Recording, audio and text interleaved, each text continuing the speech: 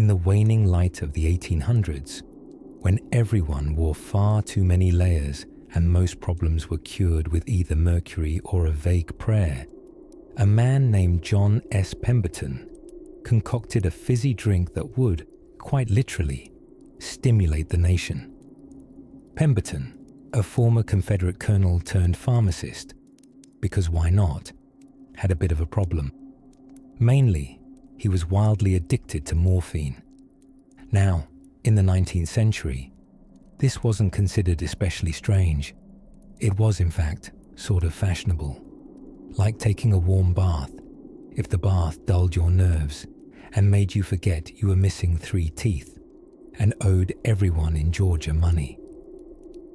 Desperate to kick his morphine habit, Pemberton did what any reasonable person in the post-Civil War American South might do. He created a new medicine, one brewed from exotic coca leaves, that's cocaine if you're unfamiliar, cola nuts, caffeine, we meet again, and sugar syrup thick enough to patch roofing shingles. He called it Pemberton's French Wine Coca, which sounds heartily like something you'd order at a suspicious Victorian apothecary, or would be prescribed for female hysteria, whatever that was. But just as his new, euphoric, wine-infused elixir was gaining ground with tired housewives and overstretched businessmen, Atlanta instituted prohibition. Yes, long before the national prohibition debacle turned bathtubs into breweries, Atlanta, in all its moral ambition, decided that alcohol was the root of all evils. And so, Pemberton, now deprived of his wine base, faced a dilemma. Would he withdraw his product like a respectable 19th century gentleman? Of course not. He swapped the wine for carbonated water, an emerging health tonic at the time, and rebranded it as Coca-Cola. Coca-Cola. Let's linger on that name for a moment, because it is stunningly literal. Coca, for the coca leaves it continued to contain, which infamously delivered a casual dash of cocaine in every serving, and cola, for the cola nut extract, a hearty dose of caffeine. It was essentially a pick-me-up in liquid form, marketed as a brain tonic and intellectual beverage. To be clear, it did not in fact make anyone smarter, but it did make them very alert, possibly overly so. Now make no mistake, children drank Coca-Cola all the time. It was sold at soda fountains in pharmacies, just a step away from the shelves that held opium-laced teething syrups and arsenic-based face powders. Health and safety regulations hadn't yet learned how to crawl, so the idea that an 8-year-old could, without irony, gulp down a cocaine-laced soda next to a jar of leeches was just another Tuesday. People poured this stuff at breakfast. Grandmothers sipped it for headaches, while gently muttering about the Spanish-American War. Parlor guests drank it during polite society calls, presumably while gossiping about hats. It was the drink of choice for society's gentle unraveling, dressed up as progress. And while the drink might not have delivered eternal vitality, it certainly did something. Letters from the time describe it as invigorating. One preacher took a few sips and reportedly rewrote his entire Sunday sermon in under 20 minutes. It was efficient, if nothing else. But somewhere, deep down below all this effervescence and mild euphoria, there was a subtle transformation happening. Coca-Cola did what no medicine or miracle tonic had successfully done before. It positioned itself not just as a remedy, but as a daily delight, a ritual. One that didn't require a prescription, a poultice, or an uncomfortable visit to your local mustachioed doctor. It was modern, bubbly, scandalously non-alcoholic, and still somehow thrilling. As the 20th century approached, bringing with it new machines, new cities, and far too many mustaches, Coca-Cola found itself seductively perched between a very enthusiastic pharmaceutical past and a shimmering consumer future. And through it all, people kept drinking it. Even the ones who didn't know exactly what was in it, or perhaps especially those who didn't. And isn't that how many great historical trends begin? Not with comprehension, but fizz. If these stories help you drift off, please subscribe to the channel. It would mean the world to me.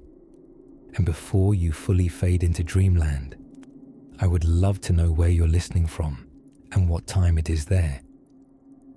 Gently now, as the carbonation settles and the ice melts in some remembered glass. Let's lie back. We'll continue soon.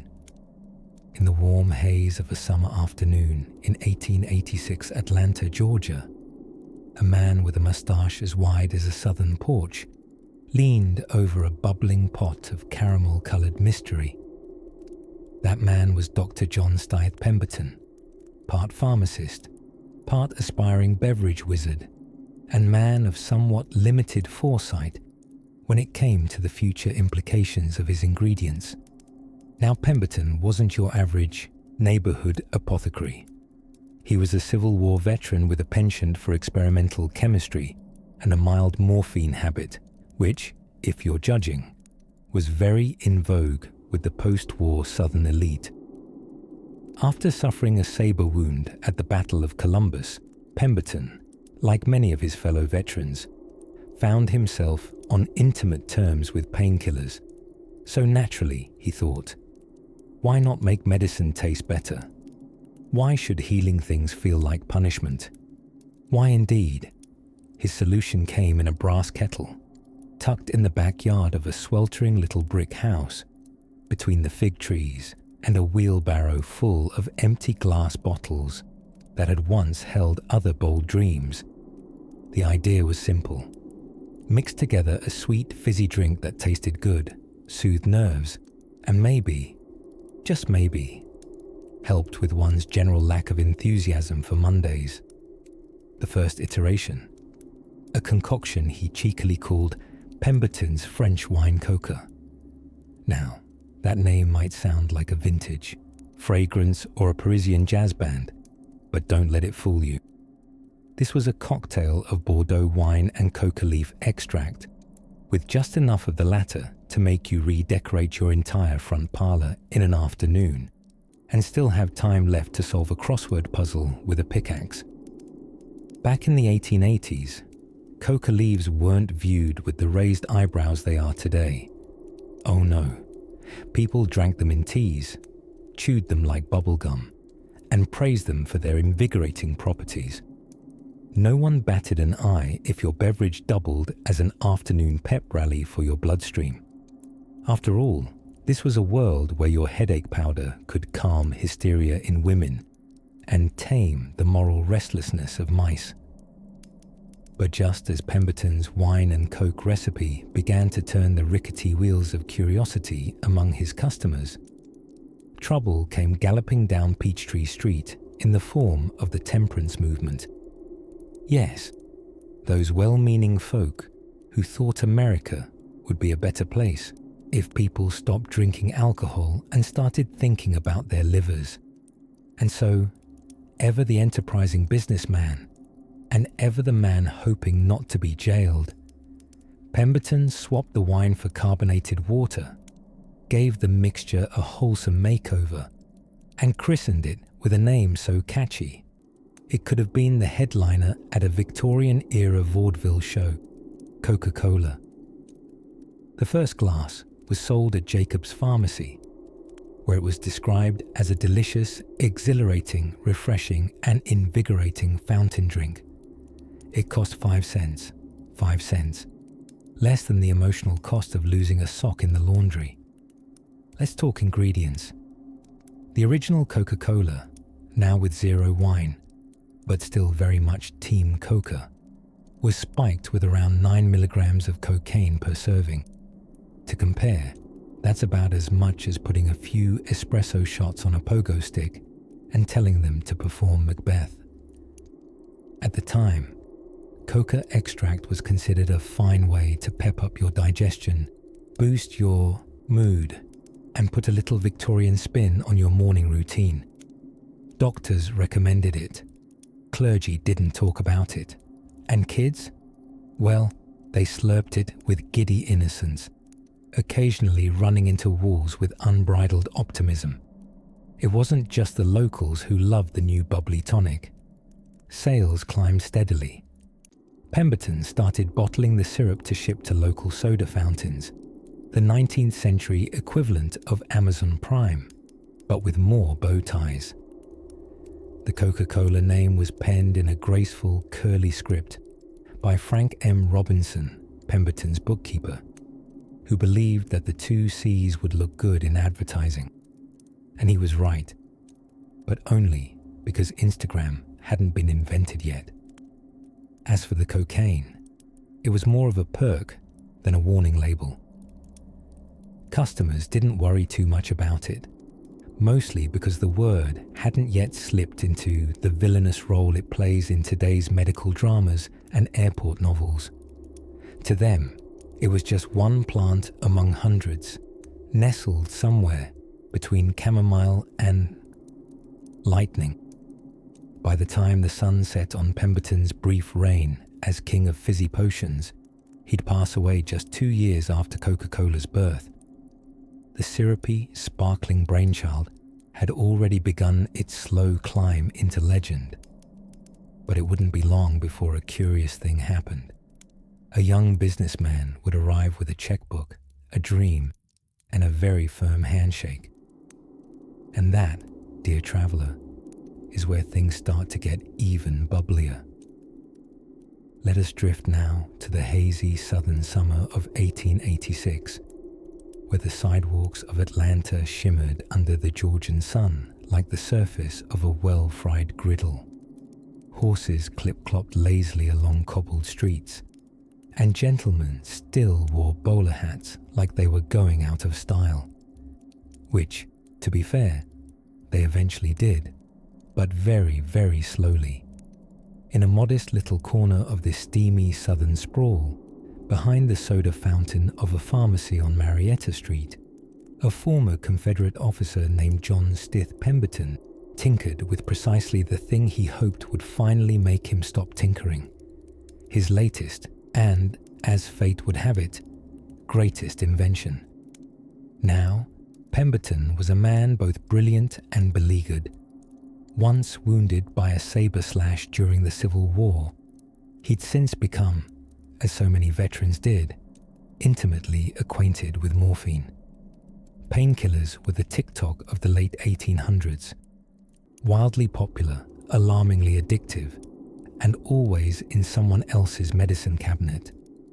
But our good doctor sought a cure, not just for his own ailments, but perhaps also for the human condition itself. Armed with a mortar and pestle, some dubious French text on coca wine, and the inexplicable optimism of a 19th century chemist, he began brewing concoctions in the back room of Jacob's Pharmacy. The original formula was not the rich and fizzy Coca-Cola of today, mind you. No, this prototype beverage was a heady elixir of coca leaf extract, which, yes, did contain actual cocaine, and African cola nuts, which supplied the caffeine and the name. To sweeten the mix, he added sugar. And to round it all out, a vague blend of oils, spices, and herbs, like a potion scribbled in the margins of a wizard's cookbook. He called it Pemberton's French Wine Coca, because nothing oozes credibility quite like splicing 3 cultures into one name. At first, he targeted high society. The well-heeled could sip this miracle tonic as a nerve restorative or intellectual beverage between carriage rides and fainting spells. Housewives, particularly the ones overwhelmed by corsets and chronic husbands, found it quite bracing. Even the advertisements promised relief from melancholy, a charmingly 19th century term for the kind of clinical sadness that might, by modern standards, also cause you to accidentally buy 4 scented candles and cry during breakfast. But then, enter temperance. The crusade against alcohol galloped into town with banners, bonnets, and the persistence of a door-to-door vacuum salesman. Temperance leagues dotted every church basement like enthusiastic but slightly judgmental mushrooms. Faced with looming prohibition in Atlanta, our dear Dr. Pemberton quietly dropped the wine part of the recipe. Cocaine, still in. Alcohol, that's where we draw the line. And so, with a bit of syrup and a splash of soda water, Pemberton's formula found a new carbonated identity. Coca-Cola was born, first poured from behind Jacob's Pharmacy's marble counter for 5 cents a glass, complete with bubbles, cocaine, and arguably questionable medical ethics. People loved it. Word spread. And just like that, dreamers and day laborers alike found common ground in a fizzy miracle tonic that promised vigor, vitality, and the possibility, however remote, that you might finish your laundry and still have the energy to whistle about it. Pemberton, sadly, would never see his creation become a global phenomenon.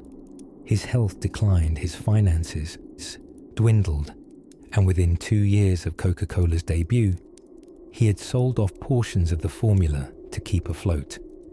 He died in 1888, buried without much fanfare, while the drink he concocted in his pharmacy backroom prepared to conquer the world, one bubble at a time.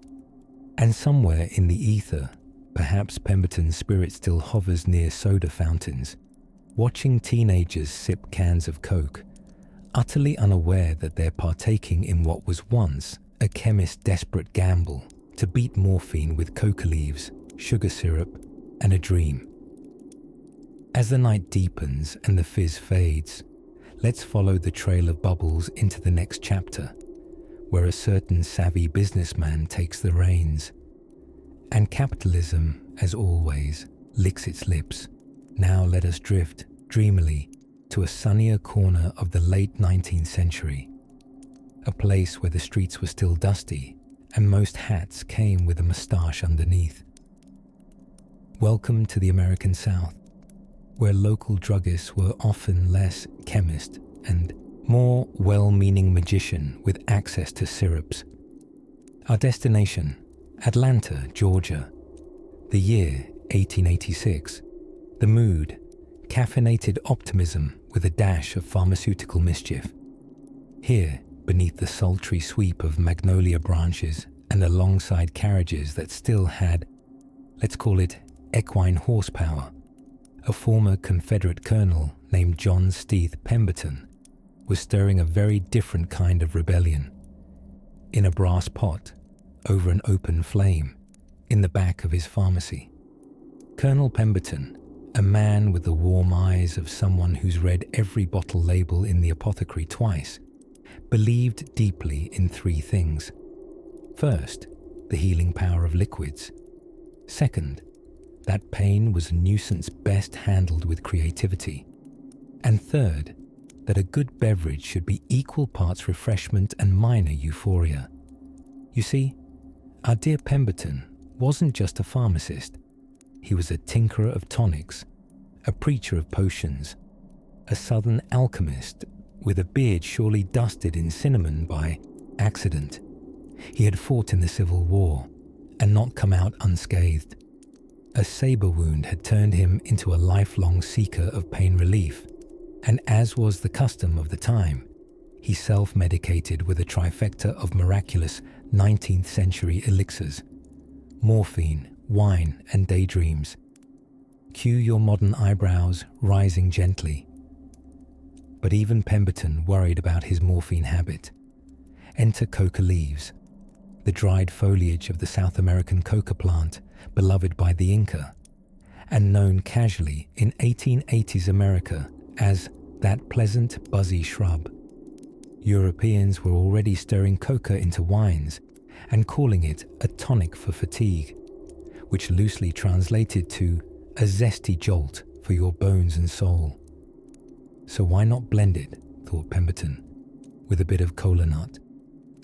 The kola nut was a West African seed, bitter as heartbreak, but packed with caffeine. Pemberton was fascinated. Here were two robust botanical powerhouses, one that lifted your limbs and one that whispered to your brain. And so, beneath the watchful gaze of mismatched apothecary jars, he mixed up a syrupy blend: sugar, caffeine, coca extract, and various oils and spices, the precise configuration of which would soon become a company secret deeper than Atlantis. At this point, you might be wondering, was this technically a soft drink? No, certainly not yet. Pemberton's new concoction, which he poetically called French wine coca, was marketed as a medicinal nerve tonic. It could cure headaches, relieve fatigue, ease indigestion, make you friendlier, and possibly loan you rent money. People drank it in little doses from glass bottles or soda fountains, often next to someone explaining how magnets repelled ghosts. It was the wellness smoothie of its time. But alas, enter the temperance movement. Suddenly, Atlanta passed a law banning alcoholic beverages. Yes, even the supposedly medicinal wines were being drained, dumped, or dutifully renamed. Pemberton, deeply unfazed, decided to pivot with the calm resolve of a man who'd already survived a war and a morphine habit. He simply took the alcohol out, but left in the coca, the kola nut, the sugar, and the strange feeling that your eyebrows had become more expressive. Coca-Cola, in syrup form, was born. And here's where things got fizzy, like literally. A local soda fountain operator, one of those apron-clad sages who knew how to whip up an egg cream or a milkshake with one hand tied behind his vest, had the genius idea to mix Pemberton's syrup with carbonated water. The result? Something undeniably delicious, sweet, slightly spicy, with a pep in its bubbles, and a mysterious kick that made customers say things like, astonishing, and may I have another, and, well, now I feel tall. People began to talk. Whispers of Coca-Cola filtered through the streets, a name that sounded exotic, energizing, and perfectly vague. Was it a medicine? Was it a treat? Was it both? The answer, like most great American innovations, was yes, and also don't worry about it. Pemberton, unfortunately, wouldn't live long enough to see just how popular his beverage would become. But for a brief, fizzy window of time, he had achieved something extraordinary. He'd bottled relief, rebellion, and just a hint of recreational biochemistry. The South buzzed, soda fountains flowed, and Coca-Cola, complete with its gentle kick of coca, began to rise. And as the syrup flowed and soda jerkers honed their wristy flair, a curious question began to bubble up. How did this spirited little tonic travel from Atlanta's counters to the breathless shelves of the entire nation? Well, that, dear listener, is another sleepy turn of the story. Let's allow the fizz to settle, and we'll drift there next. It was a warm spring morning in Atlanta, 1886. Horses clip-clopped quietly down dusty red brick streets. Top hats bobbed atop glistening heads, and hand-painted wooden signs creaked gently in the Georgia breeze. Somewhere near the corner of Peachtree and Marietta, a pharmacist named Dr. John Stith Pemberton stood behind his counter with the air of a man who simultaneously believed he'd stumbled upon destiny and had no idea what he was doing, because, in truth, he hadn't set out to invent the world's most famous beverage. He just wanted to make a headache tonic that didn't taste like despair. Dr. Pemberton, a Confederate veteran with a saber wound and a lingering morphine habit, was the kind of man who saw opportunity hiding inside every bottle. A tinkerer at heart, he'd already dabbled in a few other mixtures: blood purifiers, hair restorers, and something he called triplex liver pills, which sounded more like a vaudeville act than medicine. But one day, with his spirits high and his beard perfectly oiled, Pemberton decided to create something for both body and spirit, something invigorating yet civilized. Unlike whiskey, which had a regrettable tendency to make men shout about the Constitution and fall asleep in their soup, so began his early experiments with coca leaves and cola nuts. Now, the coca leaf, yes, the same one that inspires today's more legally complicated adventures, was prized in the 19th century as an all-purpose elixir. It came from South America, where Andean people chewed it to fight off altitude sickness, starvation, and Spanish conquistadors. The leaves contained a small amount of a substance that modern science would later identify as cocaine.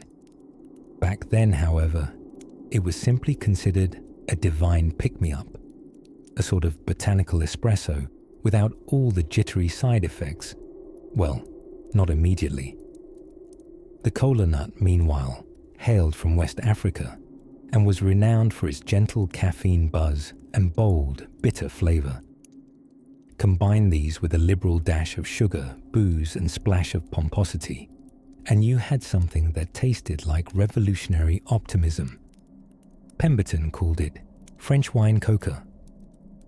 It was a smooth, soothing concoction served in small doses, like medicine, mind you, and marketed as a cure for everything from indigestion to nervous afflictions to the vague but fashionable ailment known as melancholy. The label made some solemn promises: invigoration of the mind and body, restoration of vital forces, and generally making you more pleasant to be around. What wasn't to love? But as fate would have it, the temperance movement was about to throw its carefully stitched, high-collared cloak over Atlanta. Alcohol, at least the fun kind, was soon banned by local lawmakers who worried that tipsy businessmen were becoming too enthusiastic at lunch. Pemberton, ever the nimble formulator, tweaked the recipe by removing the wine and blending the remaining ingredients into a sweet brown syrup that could be mixed with carbonated water. The result was fizzy, dark, and had the aromatic ambiguity of something best described as interesting. And in a way that would become very familiar over the next century, it made people want more. The syrup was first served at Jacob's Pharmacy, priced at 5 cents a glass. The soda jerk, the term for those splendidly nimble-handed fellows behind the soda fountain, would add a dash of carbonated water from a wrought iron handle that hissed like a small dragon, fizzing the syrup into a glass so high-spirited it practically stood up and did a little dance. And thus, Coca-Cola was born, a name crafted by Pemberton's bookkeeper, Frank Mason Robinson, who liked the way the 2 C's looked in advertising. You might think it doesn't take genius to name something after 2 ingredients, but then again, you probably haven't tried naming a beverage that's 50% leaf and 50% nut without causing a scandal. Even in that first humble year, the syrup caught on, not as a soft drink yet, but as a brain tonic, a morning kickstart, a noontime pick-me-up, a gentle lullaby for the overworked nerves of post-war America. People weren't addicted per se. They were just deeply fond of feeling excellent for no explainable reason around 2:15 p.m. In between sips, society wasn't quite sure what to make of Coca-Cola. Was it medicine, a marvel of science, a fashionable eccentricity, or simply the best tasting mistake in pharmaceutical history? No one could quite say, but they kept sipping. And as more soda fountains bubbled to life in pharmacies across the South, and curious townsfolk leaned over marble counters with coins in hand and questions in heart, the fizzy miracle was slowly bubbling into something far bigger than even Pemberton could imagine. A few years later, someone else would turn Coca-Cola from a fizzy curiosity into a billion-dollar obsession. But our dear Dr. Pemberton, he'd never lived to see it. And behind the fizz and whimsy, another ingredient quietly waited to take center stage. Not sugar, not cocaine, but something far more powerful: marketing. But that's another story waiting in the wings, sweet and shimmering, like a glass of syrup on a summer day. By the spring of 1892, the streets of Atlanta were lively with the bouncing clatter of horse-drawn carriages and the occasional complaint from someone stepping on yet another dropped corset hook. Inside pharmacies, however, those fragrant, bustling temples of cough syrups, lozenges, and grand medical optimism, something new and fizzy was gaining a whispered reputation. A drink that tickled the nose and, if you believed the gentleman behind the white counter, could cure everything from migraines to melancholia, which at the time was roughly defined as feeling a bit Wednesday. Coca-Cola had begun to percolate into the public imagination. Its creator, John Stith Pemberton, had passed on by now, likely unaware that the peculiar concoction he'd stirred together in the 1880s, partly out of a devotion to pharmacy and partly out of addiction management, a long, sleepy story for another time, was turning into something Americans would sip from sunrise to supper. Pemberton's formula had since been inherited, tinkered with, and marketed aggressively by one Asa Griggs Candler, a man with the ambition of a railroad baron and the moustache of a turn-of-the-century magician. Now, let's pause for a soft chuckle here. Imagine walking into your local pharmacy today and asking for a serving of something that contains cocaine, caffeine, sugar syrup, and a handshake of citric acid, poured over crushed ice and served with a wink. You'd be hoisted out by security, or proposed to, depending on what part of the country you live in. But in 1892, such a request would not only be met with approval, it might earn you a free refill. You see, at this point in history, the idea of medicine and pleasure being separate entities hadn't quite solidified. Children were weaned on cough syrup that could knock out a Clydesdale. Laudanum, that's opium dissolved in alcohol, darling, was a shelf staple. A fizzy drink that woke you up, improved womanly issues, and soothed digestive upset. It was practically an act of patriotism. And while the cocaine in Coca-Cola was real, it came from coca leaf extract, hence the first half of the name. It's important to whisper ever so softly that the amount per glass was minuscule. Still, consistent sipping of brain-tingling elixirs did lend itself to a certain hype. Doormen in dusty cities were known to recommend a refreshing cola to take the edge off the heat, and some well-to-do grandmothers not so secretly swapped out their afternoon tea. It wasn't just the ingredients that gave people a thrill. It was the theatre of the soda fountain. Elegant, marble-topped counters, polished brass fixtures, burbling carbonators. These were the cathedrals of casual chemistry. You could enter stressed, fatigued, or vaguely Victorian in your ailments, and emerge effervescent. Soda, jerks, young men in crisp uniforms with hair parted to mathematical precision, danced a choreographed ballet behind the counter, flipping levers, stirring syrups, and pulling soda water like orchestral conductors of refreshment. Their skill was legendary, their flair unchecked.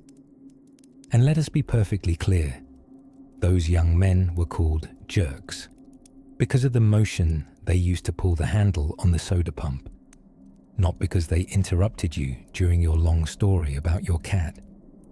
Candler, ever the marketer, leaned heavily into this glamorous angle. He handed out free coupons for Coca-Cola like Santa Claus with a sponsorship deal.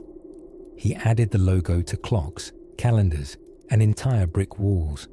It was shameless and effective.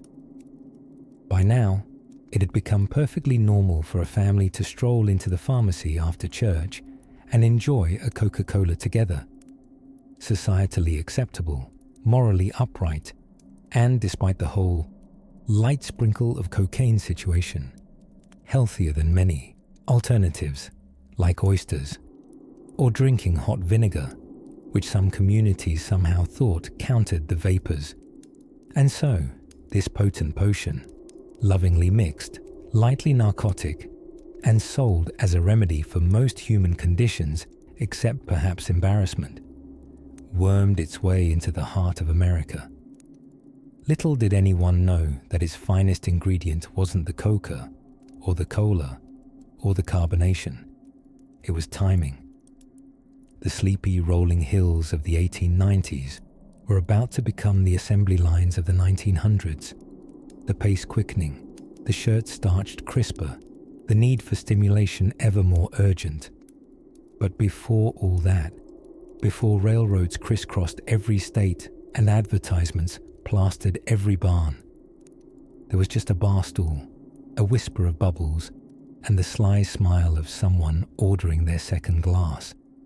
A little stronger this time, and not quite ready to say why. As twilight deepens in our tale, you'll see what happened when Coca-Cola went from quirky cure to cultural juggernaut, and exactly what the government thought of all this delightful chemical cheer. Dr. John Pemberton, our mustachioed pharmacist, an unlikely future icon of beverage aisles everywhere, had a bit of a problem. And by a bit, I mean he couldn't go more than a few hours without longing for the sweet, fluttery embrace of morphine. Now, don't be too hard on the man. After all, he fought in the Civil War and came home with a saber wound to the chest and a country only mildly interested in post-war rehabilitation. Morphine during those days was like aspirin, if aspirin also made you see angels in suspenders. It was handed out like Halloween candy, with more than a few unexpected side effects. But our dear Dr. Pemberton wasn't content to wallow in his addiction. No, he was a pharmacist, which meant he had a mortar, a pestle, and an unshakable belief that the answer to all suffering could be found at the bottom of a syrupy glass. So he did what any entrepreneurial chemist with a morphine dependency and a glint in his eye might do in 1885. He began brewing potions, concoctions, and magic elixirs in his backyard laboratory.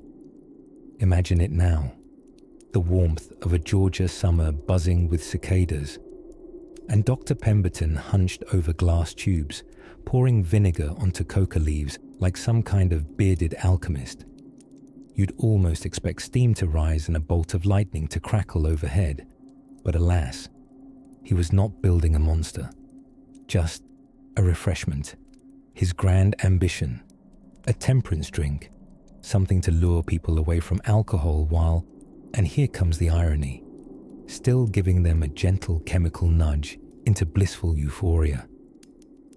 Enter the coca leaf, a seemingly innocent bit of greenery from South America. Its more scandalous secret. It contains cocaine, but just a smidge. It had been used for centuries by the indigenous people of the Andes, mostly to survive brutal mountain hikes and the occasional llama traffic jam. Westerners, however, were less humble in their interest. By the late 1800s, coca was trendy, daring, and unfortunately, completely legal. And then came the cola nut. Native to Africa and heavy with caffeine, the cola nut gave drinkers a pleasant jolt and a taste that whispered, "I might be bitter, but I'll treat you right." Pemberton, always in pursuit of an ideal tonic, took a deep breath, possibly several for dramatic effect, mixed coca leaf extract with caffeine extracted from cola nuts, and nodded to himself. Coca-Cola. Coca-Cola. The name was born, though he probably never imagined it would one day be celebrated on collectible polar bear cans in dentist offices across the nation. Now here's where things begin to sparkle, or at least fizz. You see, the original Coca-Cola wasn't carbonated. It was served as a syrup, spooned lovingly into a glass, and occasionally accompanied by carbonated water, but not always. Pemberton sold it as a nerve tonic, a wonderful phrase that, in 19th century marketing, loosely translates to, "This will probably fix you maybe." The first glass was sold, some accounts claim, in Jacob's Pharmacy in Atlanta for 5 cents. 5 humble pennies for a splash of fizz, a touch of caffeine, and a sprinkle of cocaine. Oh, and a truly miraculous ability to make bored children bounce like marionettes on invisible strings. It was an instant, if modest, hit. People sipped and sighed. Some perhaps danced. Atlanta was already sweltering in its summer heat, and here was a drink that didn't just glisten with cool promise. It also came pre-packaged with mood enhancement, thanks to its alkaloid ingredients. There is something oddly charming about the simplicity of it all. A man, his addiction, a few exotic plants, and a dream to create a drink that could help people feel better, think clearer, and probably tap dance a little faster. Pemberton believed this medicine could save souls from drinking whiskey, not realizing he was giving them something that might make them knit sweaters at 3 a.m. for invisible squirrels. But for now, Coca-Cola was still just a strange syrup in a soda fountain among hundreds. A bubbling experiment with an uncertain future. And as Atlanta's gas lamps flickered to life in the evening haze, the soda jerk at Jacob's Pharmacy clinked glasses and squirted the mixture with a practiced grace. Soft fizzing, contented sips, and the gentle hum of a city not yet aware that it was holding a glass of something that would outlive centuries. Behind it all, somewhere in his lab, Pemberton was tweaking formulas, probably misplacing his spectacles again, and blissfully unaware that his tonic was about to leave the pharmacy and rewrite refreshment forever. But before Coca-Cola could conquer the world, it first needed to find someone who could sell it louder, splashier, and perhaps soberingly cocaine-freer. And that's where things start to really bubble over. It was late summer in Atlanta, the kind of heat that made your suspenders limp and your mustache curl into dramatic punctuation.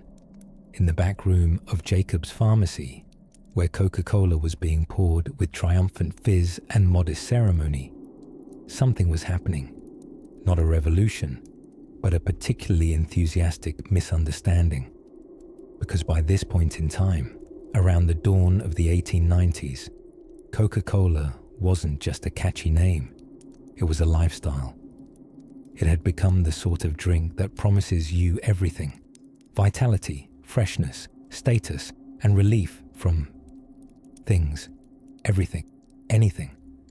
You could stub your toe and someone would say, "Get this man a Coca-Cola," diagnosed with melancholy, numb gums, general pre-lunch gloom. Coca-Cola all around. What many people didn't quite realize, partly due to late 19th century marketing being more poetic than pharmaceutical, was that this marvel of modern refreshment still contained a friendly little alkaloid called cocaine. Yes, the real kind.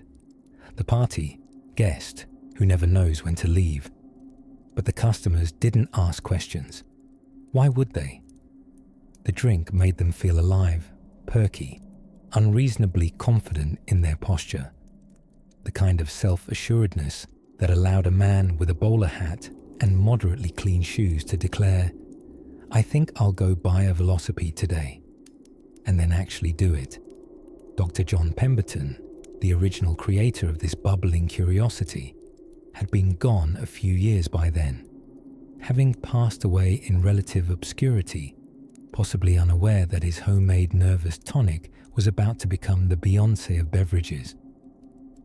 Coca-Cola was now in the hands of Asa Griggs Candler, a relentlessly optimistic businessman who believed in two things: capitalism and putting the logo on absolutely everything that did not move.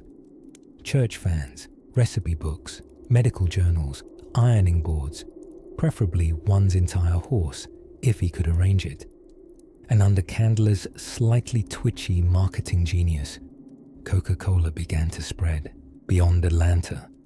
It sauntered into rural towns and urban centers alike, leaving trails of sticky glass bottles and extremely alert children in its wake. Ah yes, the children. In perhaps the least supervised consumer trend in medical history, children in suspenders and bonnets were drinking Coca-Cola with the fervor of Wall Street traders. No one batted an eye. Why should they? It wasn't just a beverage, it was liquid virtue wrapped in fizz. One ad proclaimed it delicious and refreshing. Another assured mothers that it was perfect for the tender system of youth, which of course would only be partially accurate if the tender system you're referring to is the average hummingbird's metabolism. But remember, hindsight is always peeking judgmentally through rimless spectacles. Back then, the prevailing medical consensus was, is your child listless and bored? Give them something stimulating. Crack a smile and a bottle of syrup. Doctors were still recommending opium for teething, so by comparison, a splash of gently carbonated coca extract didn't seem controversial. It seemed considerate. Meanwhile, ingredients lists weren't exactly required reading.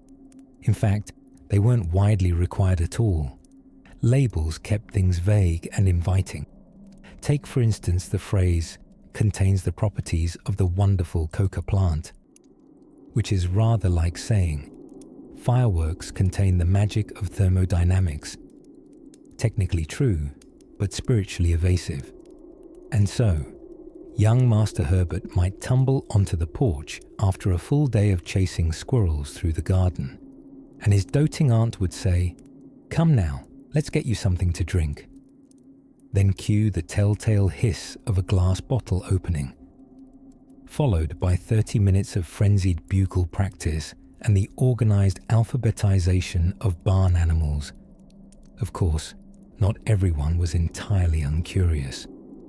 Some delicate voices of scientific concern began to wonder aloud. Ought people to sip such invigorating compounds with morning biscuits? Pharmacists debated in nervous corners. Churchgoers raised eyebrows and pamphlets. But these cautionary whispers had a hard time competing with the loud, delightful sound of brisk bottle sales and people insisting that Coca-Cola had cured their foot pain, addiction, marital dissatisfaction, and possibly gout. In this golden age of brunch elixirs, one thing was becoming clear. America was developing a profound, bubbly relationship with this unlikely drink.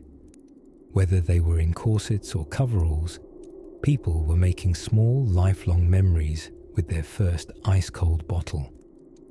Coca-Cola had gone from experiment to institution faster than you could say, "Excuse me, is this supposed to make my teeth hum?"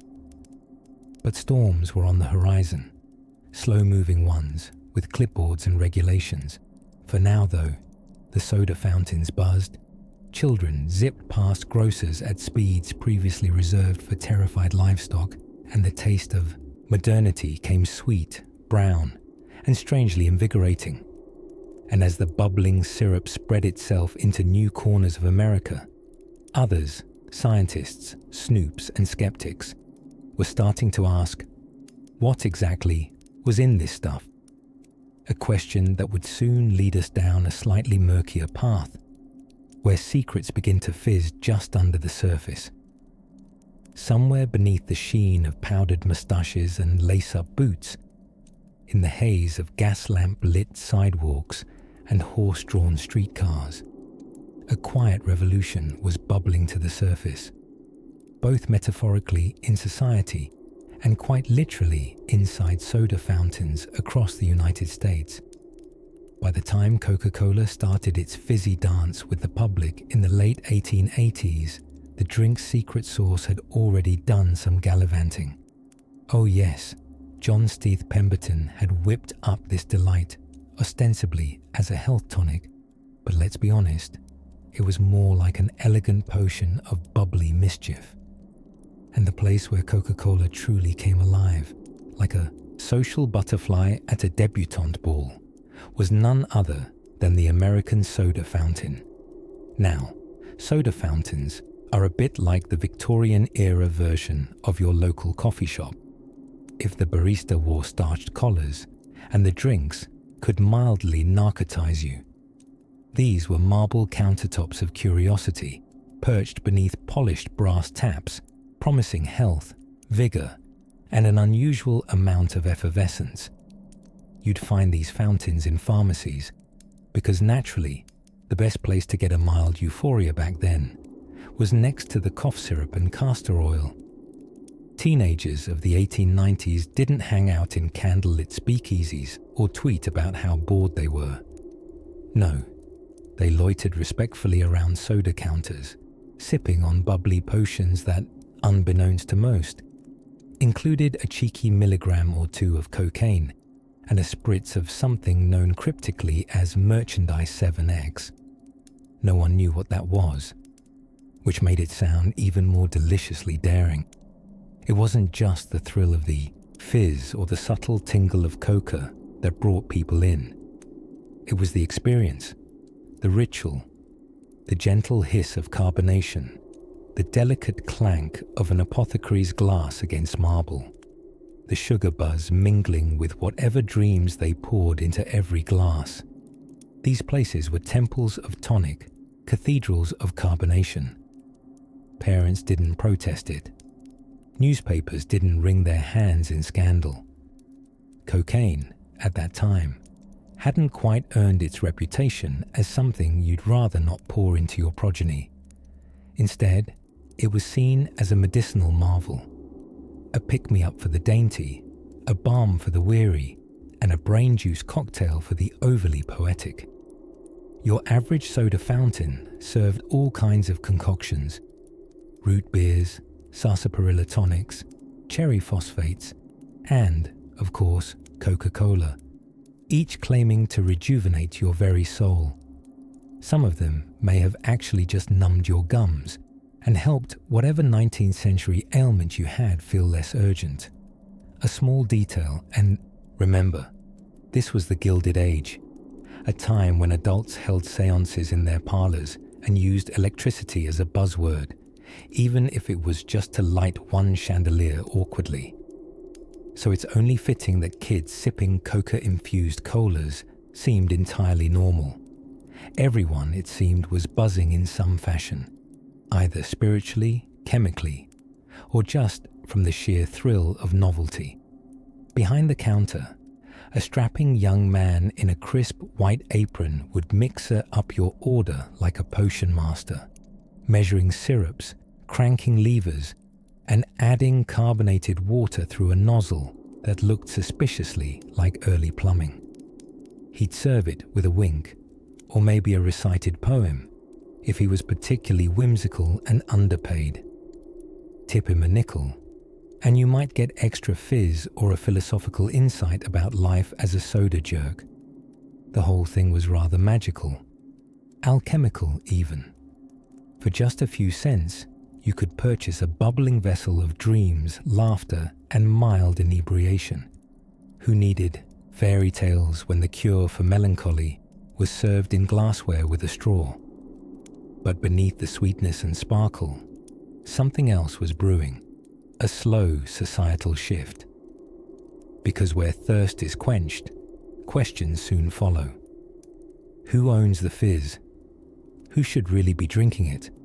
And eventually, should a drink really make you this interested in rearranging your sock drawer at 2 a.m? The soda fountain was still the stage, and Coca-Cola the star. But the whispers were starting, behind oak counters and marble tops, of health boards twitching their eyebrows and of new federal eyes squinting at ingredients that read like wizard spells from an eldritch cocktail list. And as the golden summer of carbonated innocence began to reach its lazy peak, the American public started to wonder, what was in this glass, really? But for now, take one last imaginary sip of that frothy, rosy brown miracle, and as the fizz settles and the night drifts in, we'll prepare for a time when soda fountains would begin to look over their shoulders, not with shame, but with the dawning suspicion that perhaps their drinks were a little too exciting. By the turn of the 20th century, if you happened to be a proper gentleman with a respectable mustache or a corseted lady with a parasol that doubled as a social weapon, there was one household name that seemed to sparkle with more buzz than a beehive in July: Coca-Cola. It wasn't just a drink, it was an elixir, a cure-all, and most importantly, a fizzy little miracle in a glass that could perk up your mood even after a soul-flattening day of corset-induced fainting or poorly timed monocle mishaps. But behind the bubbly charm of this world-famous beverage was something leafier. As you may already know, early Coca-Cola contained a not-so-subtle dose of actual cocaine. Yes, that cocaine. Derived from the coca leaf, beloved of high-altitude llamas and Andean shamans, and now quietly residing in a beverage being enthusiastically guzzled by children, doctors, ad executives, and probably most of Atlanta. But let's take a dreamy little step backward for just a moment, to the curious conundrum of just how cocaine ended up swimming gracefully beside caramel coloring and carbonated water. The key lies in John Pemberton, the ingenious and mildly troubled Civil War veteran who started the whole fizzy affair. He'd originally cooked up Coca-Cola as a medicinal tonic in hopes of curing a daily dance with morphine addiction, which, in the post-Civil War South, ranked just behind sweet tea and dramatic porch monologues in popularity. Pemberton mixed together coca leaves, which contain small amounts of cocaine, with cola nuts, the caffeine-packed seed of a West African tree that sounds tantalizingly like it belongs in a tropical jazz band. Add some sugar, because self-medicating is always better when it's sweet, and voila, a drink that could allegedly cure headaches, exhaustion, nervous afflictions, and presumably any desire to take a reasonable nap.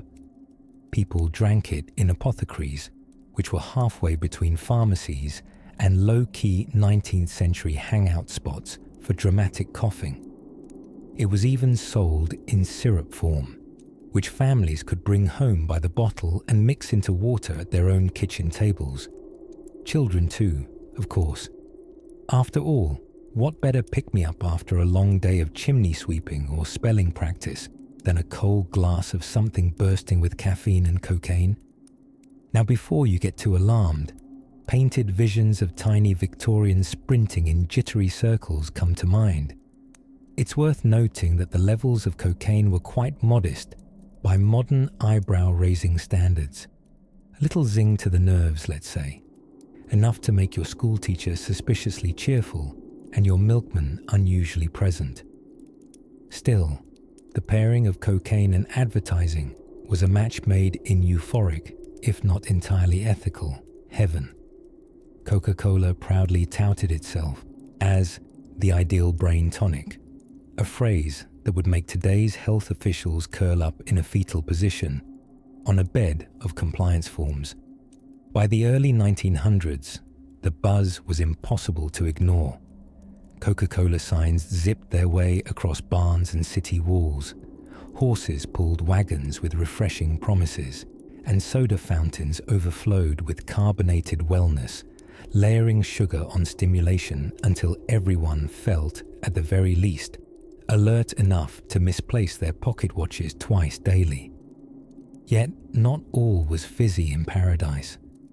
A few sober souls began noticing that a beverage offered to children, office clerks, and little old ladies might not need to include a controlled substance so enthusiastic about the central nervous system.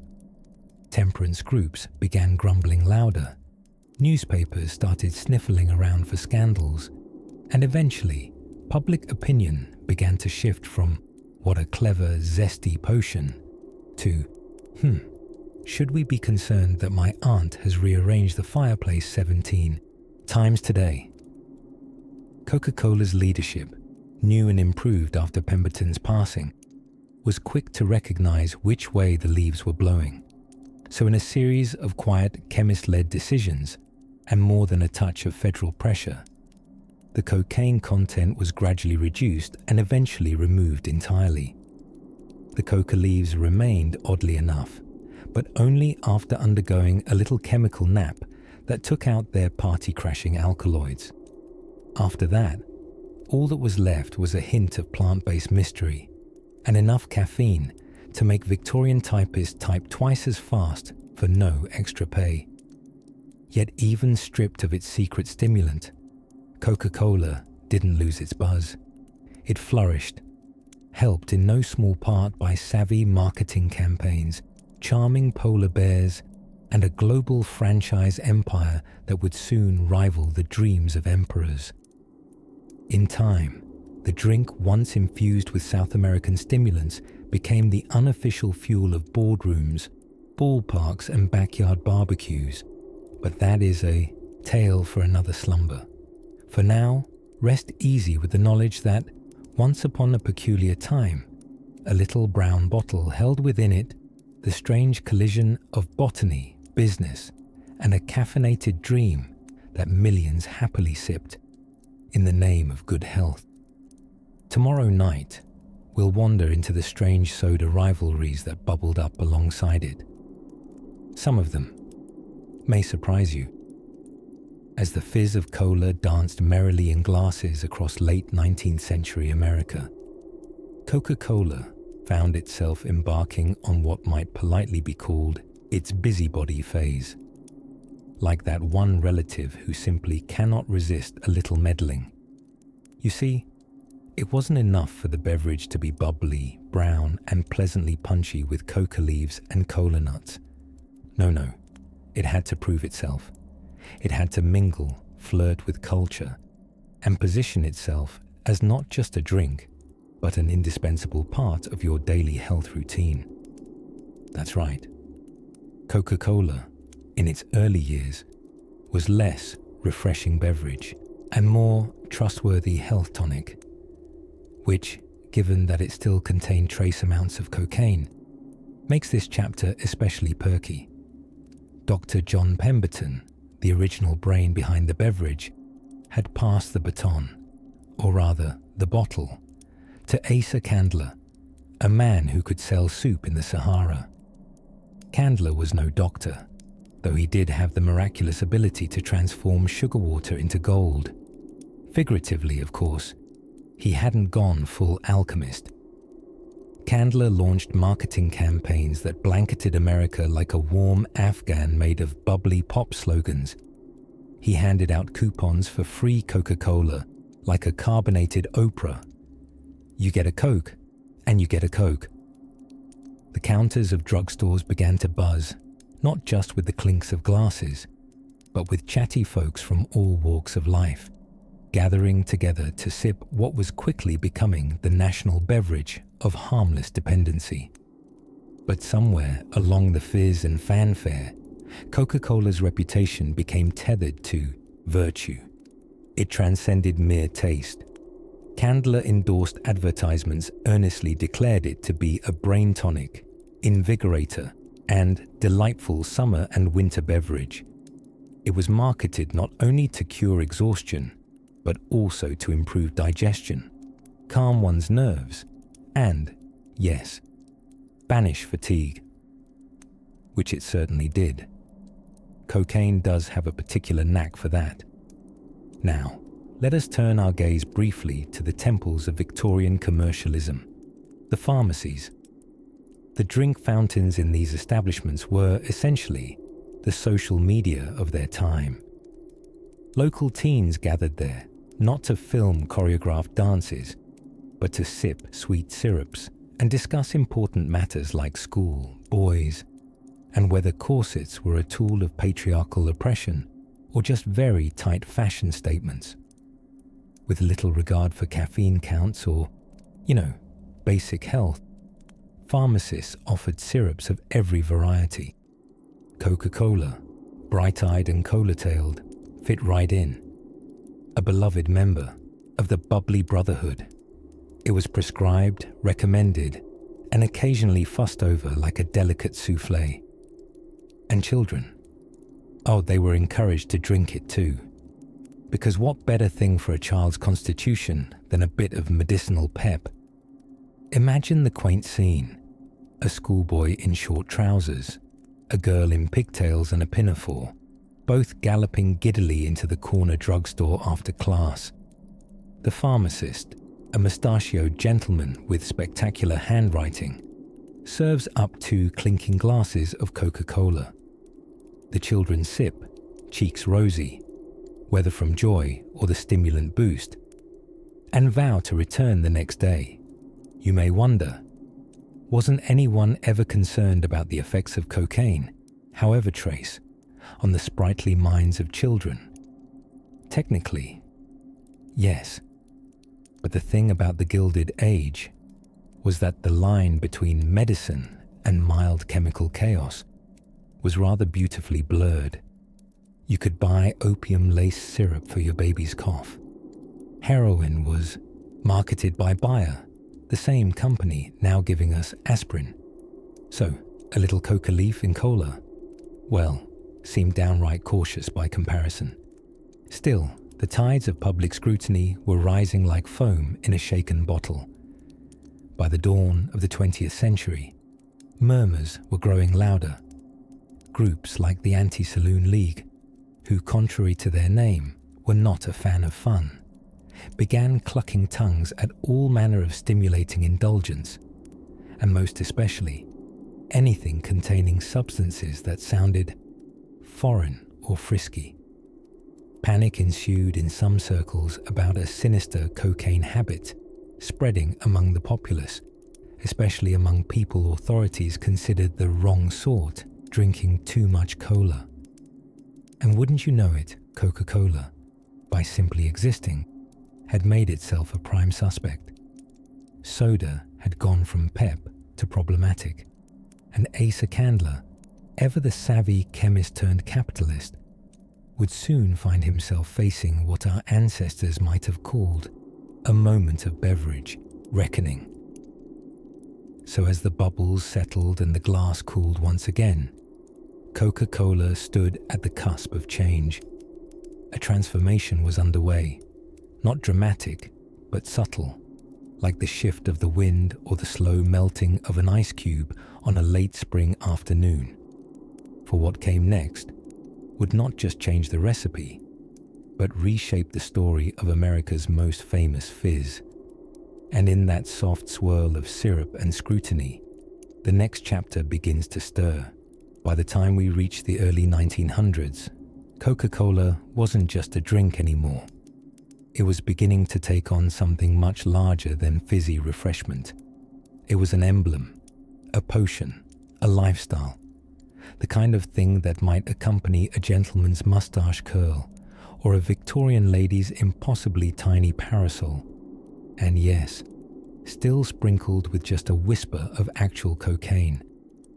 But let's not get ahead of ourselves. Imagine the sound of horse hooves clopping across dusty Atlanta streets and the chime of a shop bell as kids in knickerbockers dash inside for a bottle of that mysterious brown delight. Back then, Coca-Cola wasn't sold in cans or vending machines. It began its fizzy conquest at the neighborhood soda fountain. the spiritual epicenter of any town lucky enough to have one. Bright counters, bow-tied soda jerks, a slow drizzle of flavorful syrups lifted by effervescent bubbles, and just a hint, and we do mean just a hint, of pharmaceutical surprise. Now let's pull the focus, ever so gently, to Asa Candler, a man with the heart of a capitalist and the soul of a promotional tornado. Candler wasn't the inventor of Coca-Cola, but by the early 20th century, he was the high priest of its prophecy. If John Pemberton, the wounded Confederate veteran who'd cooked up the original recipe, gave the world the idea of Coca-Cola, Candler gave the drink its wings. Wings flavored with vanilla, caramel, and an occasional medicinal tingle. Candler had bought the formula from Pemberton's family for what modern business analysts might call a steal, and proceeded to market Coke with all the subtlety of a town crier with a megaphone. He handed out coupons, free samples, and not just a few. He once mailed them out by the boatload, blanketing neighborhoods in fizzy generosity. And they worked those coupons.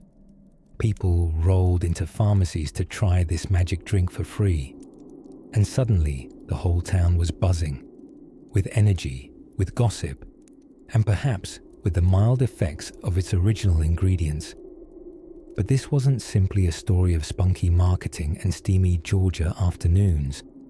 Coca-Cola was starting to tap into something deeper, the American obsession with health and vitality. You see, in an age when people feared brain fever, nervous exhaustion, and vague conditions referred to as the vapors, a glass of something bubbly with a chemist's fingerprint on it felt like progress. Coca-Cola was just the kind of drink you might take to revive your constitution after the exertions of reading a newspaper or walking up 3 steps. It was reportedly a wonderful nerve tonic, which is, I believe, 19th century parlance for "you'll feel amazing," though we're not entirely sure why. Of course, Coca-Cola's not-so-secret ingredient was playing its own quiet symphony underneath the marquee of marketing and industrial ambition. At this point in its history, the drink still contained coca leaf extract, the origin of its name coca, and yes, trace amounts of cocaine. Now, before your brain begins conjuring images of school children somersaulting through class or Victorian women breakdancing in corsets, let's slow the record. The amount of cocaine in early Coca-Cola was small, laughably small by modern standards, and it wasn't as unusual as it sounds to us today. Back then, cocaine had a far less scandalous reputation. It was in tonics, it was in elixirs, it was quite literally blowing in the wind of American self-improvement. Still, as the 20th century tiptoed forward and science caught up with enthusiasm, concerns began humming in the background. While no respectable adult stormed the soda fountains with pitchforks, murmurs started to rise. Was it really proper for children to be slurping down a soft drink that doubled as a stimulant? Perhaps not. And yet, paradoxically, parents continued to buy it for them because it made the kids happy and quiet and occasionally, just occasionally, strangely productive with chores. Meanwhile, Candler wasn't too troubled by the growing whisper campaign. He had bigger plans. Under his guidance, Coca-Cola's glass-bottled version was about to take the world by storm. It would no longer depend solely on soda fountains and clever bow ties. Soon, people could buy a bottle, pop the cap, with a flourish of course, and take a gulp of instant pep, no matter how far they lived from the nearest pharmacist. But the world was changing ever so gently. Science, it seemed, had begun to raise a skeptical eyebrow at recreational stimulants, and Coca-Cola's journey from tonic to icon was about to chug into its most decisive turn yet. Let's float there next, by the gentle hum of gaslight and the rustle of paperboy footsteps, the year 1903 slid itself into history's hallway, wiping its boots and calmly taking a seat. Somewhere between the confusing rise of Nickelodeons and the birth of the teddy bear, our dear friend Coca-Cola was undergoing a bit of an identity crisis. You see, by this point, America's fizzy darling had made quite a name for itself, the kind of name you'd hear whispered by mustachioed druggists, giddy school children, and perhaps the occasional overworked mother who just needed a boost. And just between us, that boost, it still included traces of, shall we say, the lively leaf of the coca plant. Yes, the soft clang of a soda fountain bell still rang out in harmony with the tiniest sprinkle of pharmacological jazz. The folks at Coca-Cola, ever attuned to their public image and also federal legislation, were starting to feel a twitch of nervousness. You see, the same progressive era that gave rise to child labor reform and terrifyingly wide-brimmed hats also summoned a new, almost suspicious concern with what exactly people were putting in their bodies. This meant trouble for our dear old coca leaf. Across the country, newspapers had begun to twitch their whiskers at the idea of drinks containing, quote, stimulants of an unseemly nature. Moral reformers got feisty. Upton Sinclair, in all likelihood fueled by weak coffee and sardines, had just unleashed the jungle, horrifying a nation with sausage stories and possibly inspiring many readers to chew more thoughtfully. And while nobody had yet passed anything resembling a Pure Food and Drug Act, it was definitely in the mail. John Pemberton, the Civil War injured pharmacist who'd created the original recipe 2 decades earlier, was, of course, no longer at the helm, having passed on into the great soda fountain in the sky.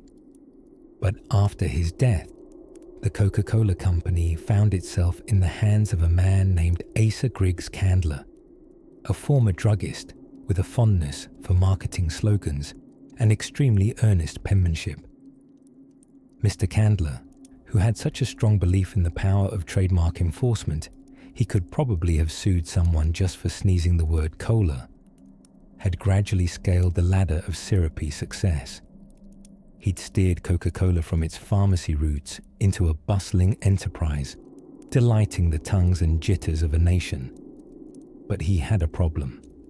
America's mood was changing. The word cocaine was beginning to feel less like an invigorating extract and more like something you discuss in a hushed tone behind a lace curtain. Candler, while undeniably fond of the coca component, saw the shifting winds. In fact, in internal documents, the company had already begun using a substance called decocainized coca leaf extract, which sounds like something a sleepy villain might mutter in a Victorian mystery novel. The company's solution: phase out the naughty bits, but keep the flavor and the name. By mid-1903, the authentic fizzy friend of youth and reverent grandmothers lost its active coca content. The beverage had finally gone clean, though its name remained an evocative nod to its perkier past. Of course, the brand didn't tell anyone this right away. There were no pamphlets reading, now with 100% less cocaine, no celebratory musical numbers, no redesign where the swooping seas of Coca-Cola did a jaunty Charleston across the bottle. There was just silence, syrupy, carbonated silence. Meanwhile, Americans didn't seem to mind much. The drink still fizzed, it still soothed, and it still had that mysterious, almost aromatic tinkling of special extract that let you know this wasn't just sugar water. It was medicine. Sort of. In a way. Maybe. Don't ask too many questions. This odd middle period, when the company quietly removed the cane from their candy, so to speak, marked one of the rare times in history when a product became less addictive and remained beloved. A grand sleight of hand performed not by illusionists, but by well-dressed lobbyists and men who wore watch chains. And while modern audiences may chuckle at the notion of sipping a highly caffeinated, formerly narcotic soda between piano lessons, back then, such beverages were the very essence of optimism, amber-coloured, beaded with sweat, and served ice-cold across a marble counter by a teenager in a paper hat. But Coca-Cola wasn't done evolving yet. Oh no. If the drink was to survive this brave new century, one of jazz orchestras, flapper fashion, and a general distrust of powdered enhancements, it would need to become more than just a medicinal-flavored curiosity. It would have to become a lifestyle. And as you're comfortably tucked beneath your blanket, drifting toward dreams lined with fizz and pharmacy counters, we'll step softly into the dazzling golden age of branding, where an ordinary soda would find a most extraordinary destiny. It was the summer of 1903, and Coca-Cola, the drink that fizzed, tickled, and snuck a little spring into your step, was about to undergo a quiet transformation. Outside, automobile horns began replacing horseshoes on the cobblestones, and corsets were loosening their grip on the nation's waistlines. But inside the modest Atlanta offices of the Coca-Cola Company, a decision was brewing. A very significant one. And no, it didn't involve changing the bottle's shape or adding a splash of citrus. It involved, well, the cocaine. Now, let's keep in mind, back when Coca-Cola was first whipped up like some kind of effervescent wizard's potion, it wasn't at all unusual to find coca leaf extract, yes, that coca, in tonics, lozenges, and the occasional miracle syrup promising to cure melancholy, gout, male pattern baldness, and possibly existential dread. People didn't think to ask why they suddenly cleaned their whole house at 3 a.m. after drinking a glass. But by the turn of the century, the twinkle of pure optimism around cocaine was starting to dim. New scientific findings had begun whispering awkward truths to the public like, hey, maybe that stuff isn't as mild as chamomile tea. And perhaps our children shouldn't be quite this boisterously enthusiastic about chores. The press, always eager to stir the pot, or in this case, the soda fountain, began telling stories of questionable behavior and even more questionable medical practices. One headline rather unhelpfully declared, "Dark races becoming violent under the influence of cocaine," which tells you two things: the misuse of journalism for racist fear-mongering, and the tendency to asterisk away inconvenient letters. Meanwhile, Coca-Cola's leadership began to suspect that the brand's future might be better served by focusing on the cola part of the name, rather than the coca. After all, John Pemberton, the original inventor, was already gone, ceding his recipe and his mustache to the sands of time. Asa Candler, the savvy businessman who'd first bottled Atlanta's fizzy pride, had handed the reins to a more corporate successor. A soda empire was forming, and while cocaine might have been a charming quirk in the sarsaparilla days, it was beginning to feel like a public relations hiccup. So in the summer of 1903, quietly, almost bashfully, Coca-Cola switched to a spent coca leaf extract, meaning the leaves were still used, but they'd had all that pesky cocainess removed by chemists, like decaf coffee for thrill seekers. This meant the company could still claim a touch of the plant's exotic mystique, without risking congressional hearings or perhaps worse, angry mothers. And here's a detail so deliciously drowsy it practically snores. The decocainization process was handled not by amateurs, but by an elite pharmaceutical company, granted special permission by the US government, the Maywood Chemical Works. This cloak and fizz operation actually kept importing coca leaves from Peru legally, strictly for Coca-Cola's recipe. Even today, in the modern era of oat milk and digital wellness, a facility in New Jersey processes coca leaves under DEA supervision, just to preserve the authenticity of that mysterious coca flavor.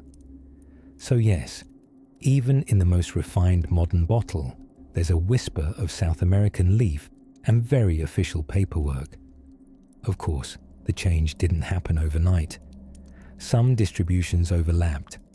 There may very well have been a few thirsty customers who reached for their afternoon bottle during the switchover and thought, this tastes a bit less like boundless confidence and interpretive tap dance.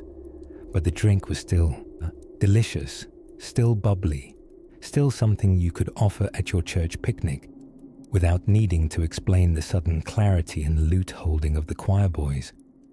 In retrospect, the turning point was less a dramatic scandal and more a quiet unspooling, like a party gently winding down as the sun creeps through the curtains, only with more lab coats involved.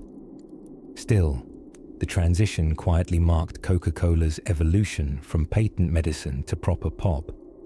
The drink would soon become something else entirely, not a stimulant-laced nerve tonic, but a symbol of togetherness, Americana. And those little glass bottles with the waistline curves some found uncomfortably more stylish than their cousins. As for the children, those energetic darlings charging around town in starched knickerbockers and straw boaters, they didn't miss a beat. They kept guzzling Coca-Cola, now cocaine-free, still thrilled by the sugar, the fizz, and perhaps the faint electric memory of fizzy afternoons past. And so, Coca-Cola took its final bow as a quietly questionable elixir and prepared for its next act, a global empire of refined bubbles.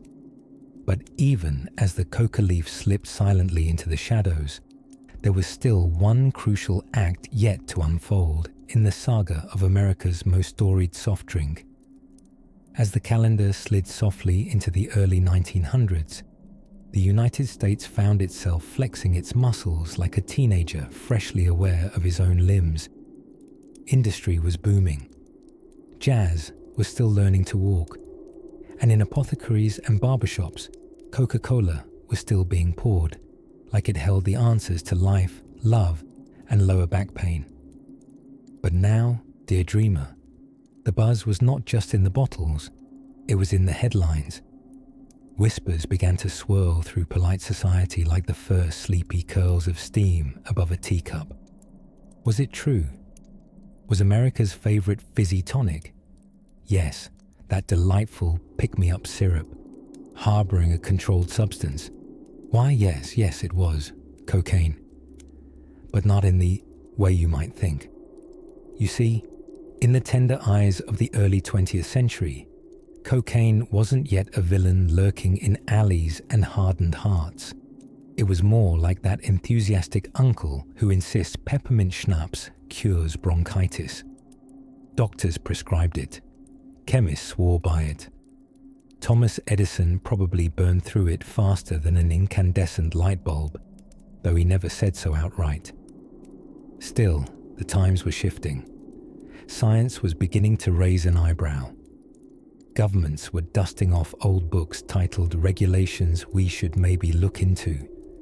And temperance leagues, those stern-faced gatekeepers of moral hydration, were rattling tambourines and quoting scripture at soda fountains.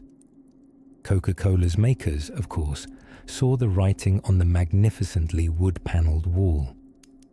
While the drink had started as a medicinal potion, it had evolved into a juggernaut of mainstream refreshment.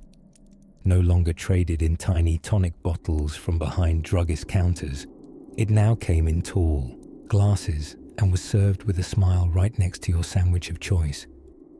America was growing up, and so, reluctantly, was Coca-Cola. It wasn't an overnight change. Hardly. Trying to wean a nation off of cocaine-laced bubbles isn't something you do in a single board meeting or with a firm handshake and a new slogan. No, it was more like a gentle editing, a behind-the-scenes pruning of the formula that would placate pharmacists and politicians without upsetting the sweet, fizzy balance the public loved. Enter the era of decocainization, possibly one of the most sophisticated words ever invented to mean take the cocaine out, but not all at once. Using a very scientific and suspiciously vague process, the folks at Coca-Cola began sourcing coca leaves that had been spent. That is, leaves from which the taboo compound had been removed. These leaves still carried that mysterious hint of coca flavor, like a ghost of the Andes whispering through a soda straw, but without the uptown nightclub energy. They partnered, calmly and with straight faces, with a New Jersey company approved by the federal government to import coca leaves by the boxful. These leaves arrived in dockside crates and were swiftly stripped of their caffeinated charisma before being ushered into cola headquarters like dignified retirees of South American agriculture. And so, the drink remained legal, refreshing, and technically non-narcotic. But did it lose a bit of its mythical spark? Well, perhaps. A few die-hard fans, likely the same folks who thought radio was just a passing fad, claimed the new Coca-Cola wasn't quite the same, that it lacked a certain zing, the kind of zing that makes your ears wiggle and your taxes seem optional. Still, history marched on, clutching its bottle of compliance and gazing cautiously into the chemical horizon. As state laws tightened and the national mood sobered, Coca-Cola managed the pivot with a dancer's grace. By the time most Americans realized what had happened, the change was ancient history. Their kids were drinking it, their grandmothers were sipping it, and not a single person was chasing visions of electric sheep through department store aisles. Meanwhile, the company leaned fully into caffeine, a stimulant slightly less interesting to no-nonsense reformers, yet still potent enough to keep office clerks typing and students cramming Aristotelian ethics at 2 a.m. It was tidy, it was legal, and it didn't require any Peruvian paperwork. And somewhere, over in a small, secure warehouse in New Jersey, crates of DeCoca leaf shipments continued arriving quietly under U.S. supervision, processed, neutralized, and turned into the flavor base that still, to this day, hums beneath the surface of the world's most famous soda, a legal ghost of a slightly wilder past. So now, close your eyes and picture it. A bottling plant in 1905, the air thick with syrup and optimism.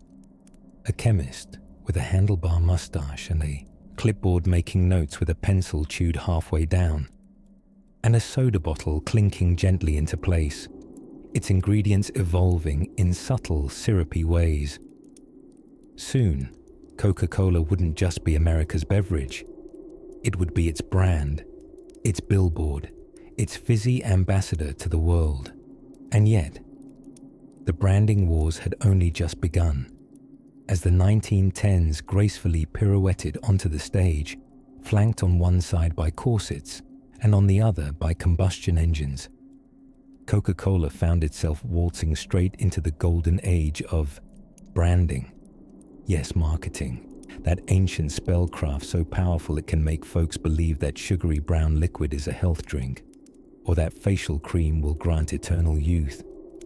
And it was precisely in this decade that Coca-Cola, once a modest pharmacist's experiment laced with a pinch of coca and a dash of dream dust, evolved into a national, nay, almost mythic symbol of modern consumer delight.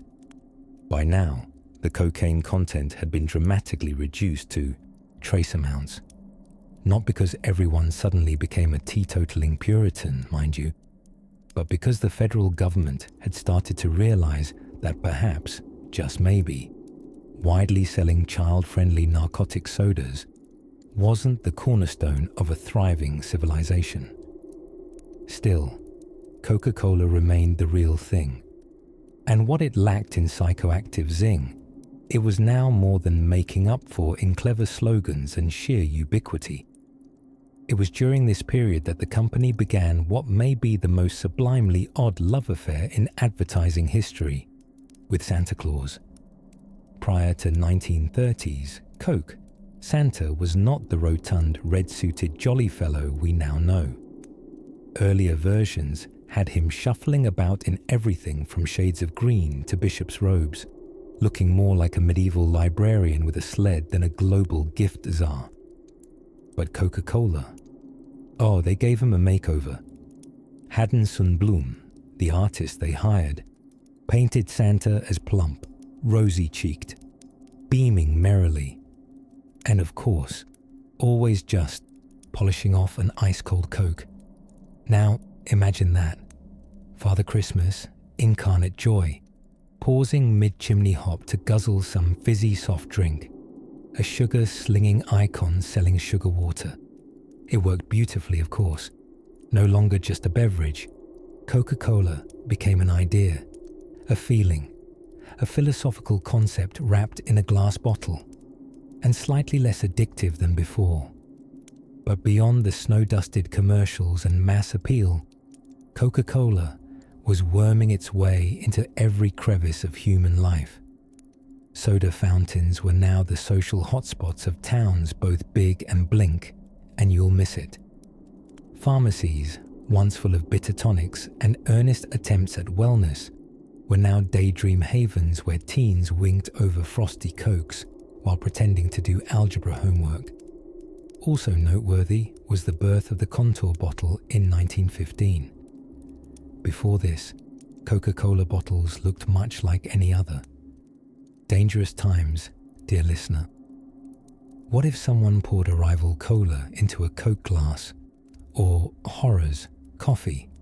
But then came the Root Glass Company of Terre Haute, Indiana, who proposed a shapely, curvaceous bottle modelled, purportedly, on the silhouette of a cocoa pod, or, depending on who you trust, a Victorian lady's corset. Either way, it was designed so that you could recognize it by touch in the dark or even in pieces on the ground. That's right. No bottle was too shattered to be distinguished from a fraud. Only Coke had those curves. Meanwhile, caffeine remained a key ingredient. Gone was the active coca paste, but the buzz still buzzed. For though the days of unofficial medicinal claims were fading, Coca-Cola had planted itself firmly in the daily routines of Americans. At breakfast, lunch, and dinner, before baseball games, after church, during revolutions, wars, and rained-out picnics, it had become inevitable. Which is not to say its popularity was unchallenged. Enterprising soda makers across the country brewed up every sort of glass-bottled promise imaginable.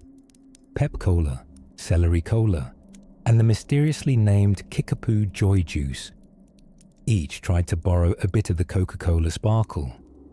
Most fizzled. One tried to name itself Coca-Nola, a move so brazen, Coke's lawyers might have started sharpening their fountain pens on the spot. But even competition couldn't shake the empire's foundation. People weren't just drinking Coca-Cola. They were drinking nostalgia, optimism, and the giddy hope that tomorrow might be sunnier than today, especially if it tasted like fizzy caramel. As the decade drew to a close and the world inched ever closer to modern madness, with jazz on the radio, women voting, and flappers jazzing everything up, Coca-Cola didn't just adapt, it thrived. It nuzzled deeper into the culture, under the radar between the shoelaces and the Sunday sermons. And in our next moment together, we'll find the drink expanding across oceans and ideologies, because nothing, it turns out, energizes a worldwide empire quite like a bottle of cola that once contained just a little whisper of cocaine. As summer's golden heat began to toast the sidewalks of early 20th century America, there was a new miracle in town promising to soothe body, soul, and various unspecified nerves. Coca-Cola, that brown bubbling potion that fizzled with optimism. By now, the drink had made itself at home in soda fountains across the country. Chapels of effervescence where pharmacists, clad in white coats as though they were about to conduct brain surgery, served up what was essentially carbonated hope, lightly laced with questionable ingredients. At this point in our story, dear dreamer, we find Coca-Cola comfortably nestled in the waistcoats of turn-of-the-century society. Its bubbly essence was enjoyed by bankers and bakers, teachers and telegraph operators. Children, too, bright-eyed from marbles and spelling bees, would press their nickels into the cool marble counter and sip Coke through paper straws with the reverence of a communion. But inside those cheerful soda fountains swirled a secret. You see, while Coca-Cola's formula had gently started stepping away from full-throttle cocaine, there was still a whisper of it, a residue, a charming little trace that would now require several teams of lawyers in hazmat suits if it were sold at a gas station today. This was the era when the term excess had not yet been paired with the anxiety of wellness influencers. Medicine cabinets jingled with elixirs promising immortality, flavored with opium or arsenic. So the idea that little Johnny might sip on a bit of coca leaf essence before recital wasn't alarming. It was, in fact, considered medicinal preparedness, like putting a band-aid on the soul. And oh, the advertisements, sketched in that romantic, melodramatic style of the time, where women in corsets smiled with mysterious serenity, usually leaning beside the logo as if they'd just been told a secret by the bottle itself. Slogans whispered such promises as relieves mental and physical exhaustion. Exhaustion being just about everyone's natural state, considering they were either working in coal mines or hand-sewing 96 buttons onto petticoats. Behind the scenes, however, the tide was turning. The Pure Food and Drug Act of 1906 had waltzed into federal consciousness like an annoyed schoolteacher, wielding a clipboard. The act was born out of a growing suspicion that perhaps, just perhaps, America's pantry required fewer industrial-strength toxins labeled as dessert toppings. Coca-Cola, still governed by the smooth charm of Asa Candler, tiptoed carefully into this new era. He wasn't just a businessman. He was a sort of pharmacological P.T. Barnum, orchestrating the drink's mystique with confident gentility. The company began adjusting its formula, slowly retreating from the cocaine leaf while cleverly preserving the branding, like repainting a church, but keeping the original steeple so no one notices. But some people did notice. Namely, one unshakably passionate government chemist named Harvey Washington Wiley, who was very concerned, nay, spiritually offended, by Coca-Cola. Wiley didn't just want to monitor the safety of food and drink. He wanted to purify the American bloodstream itself. A national detox before juice cleanses were a twinkle in Cale's eye. Coca-Cola, of course, argued that their beverage contained nothing remotely harmful. Just good, clean American pick-me-up. The dose of caffeine. Manageable, they said. The coca leaf? Decoconized, mostly. But Wiley wasn't sipping that particular flavor of denial. He took them to court with the kind of righteous fury usually reserved for Shakespearean villains or people sending back soup more than once. The case, United States versus 40 barrels and 20 kegs of Coca-Cola, is real, by the way. That was its actual name, as if the beverage was standing trial in a Dickensian novel, the Bottles sat in the courtroom metaphorically, while experts debated not only the substance, but the soul of the drink.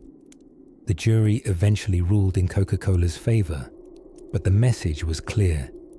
The era of mystery tonics and unregulated stimulants was beginning to fizzle.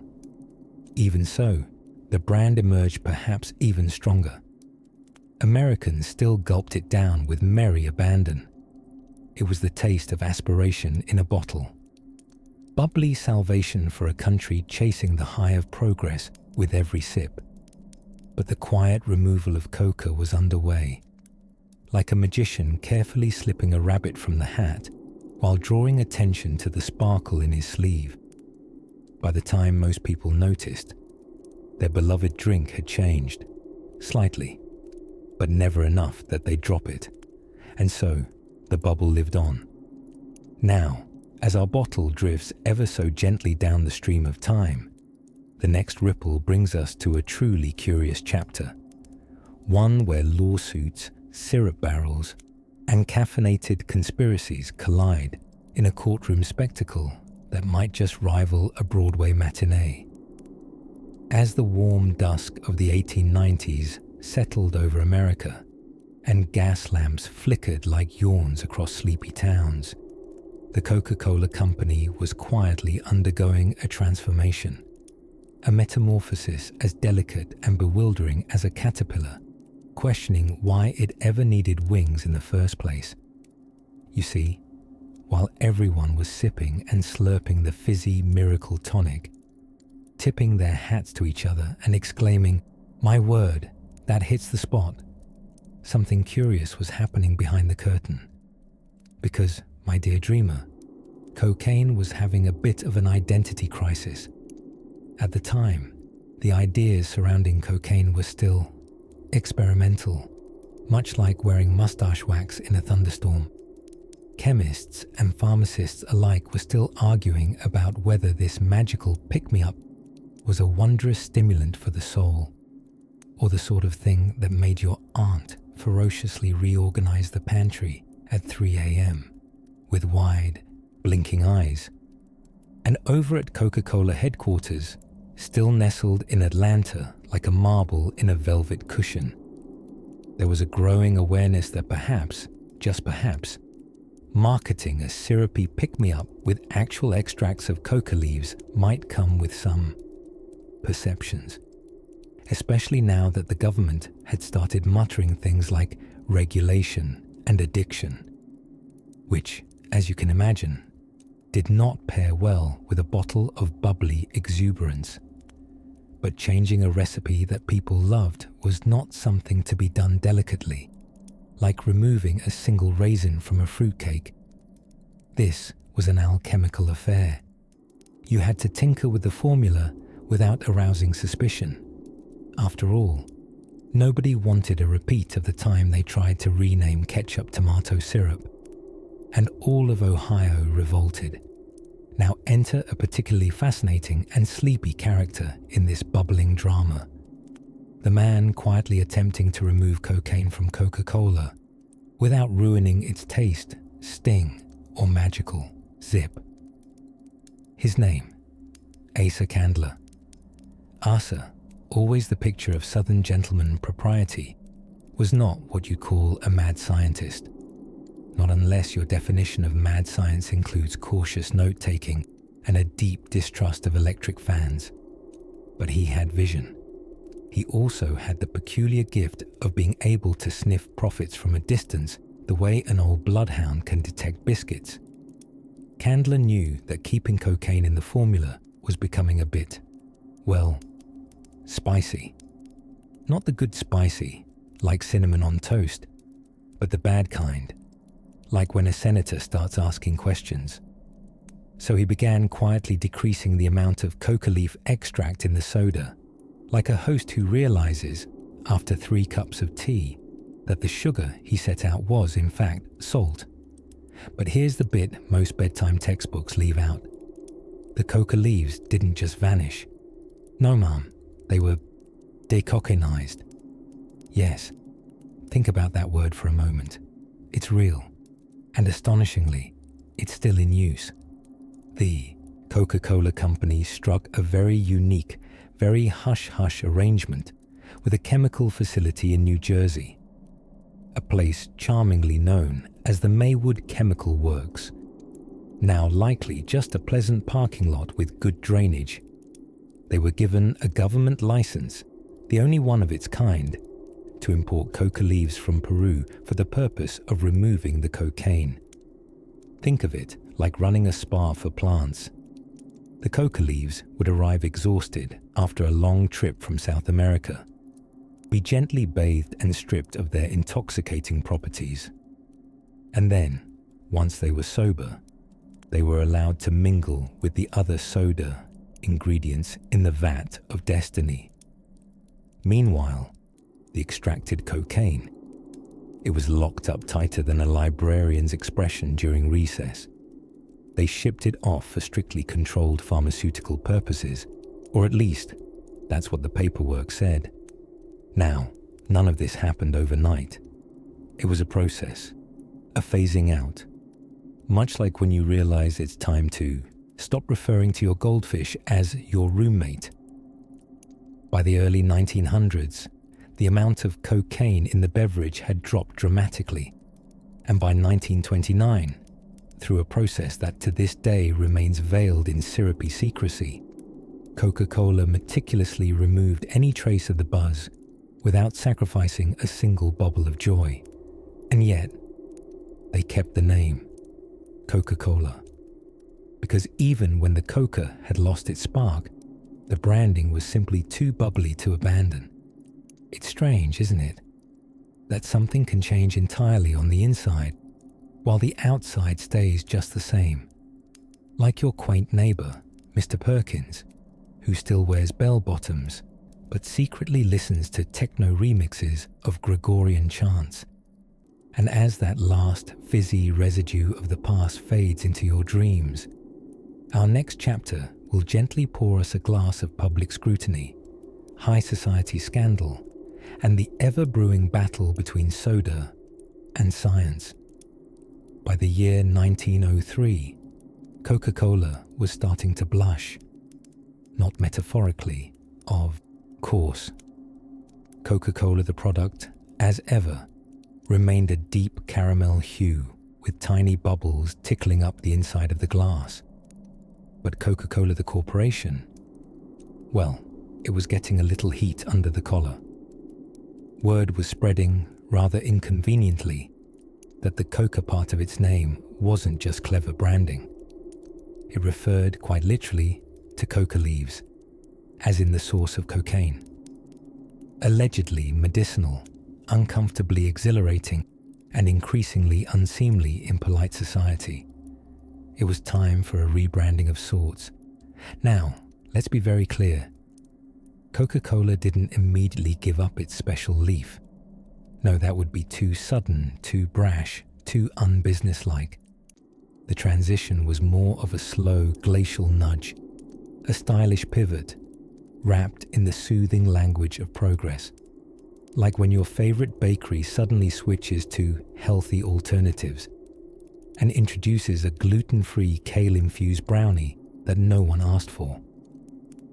At this point in American history, cocaine was taking an awkward turn in the social zeitgeist. Once hailed as a modern miracle, admired in doctors' offices and soda fountains alike, cocaine was now raising eyebrows. Horror stories of addiction and erratic behavior, often laced with thinly veiled racial hysteria, began to trickle out in newspapers.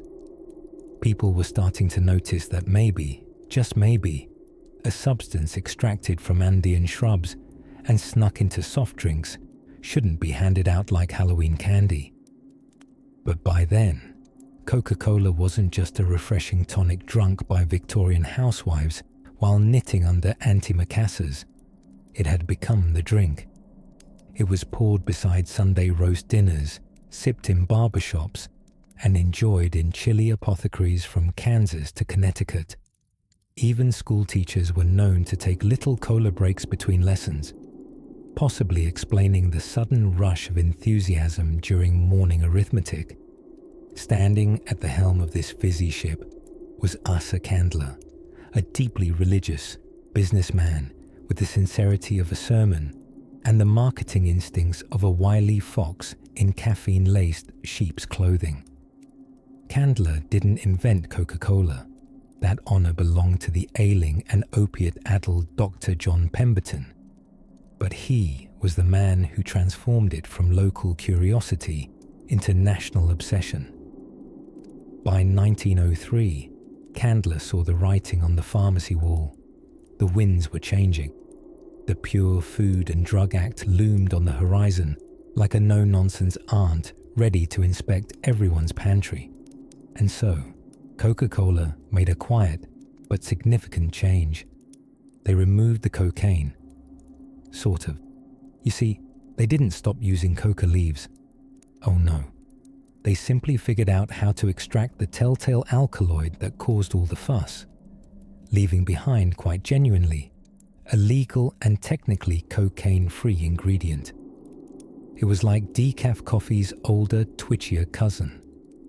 The potions still came from coca leaves, but now the leaves had been rendered as harmless as a polite letter from your doctor advising you to consider less flambé.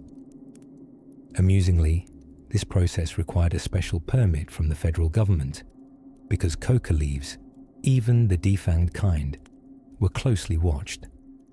And thus emerged one of the few facilities in the entire United States granted permission to handle coca legally, a modest factory in Maywood, New Jersey.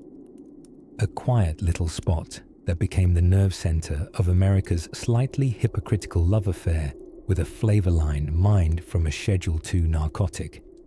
Even today, that facility supplies Coca-Cola with coca leaves, minus any sparkly extras, of course.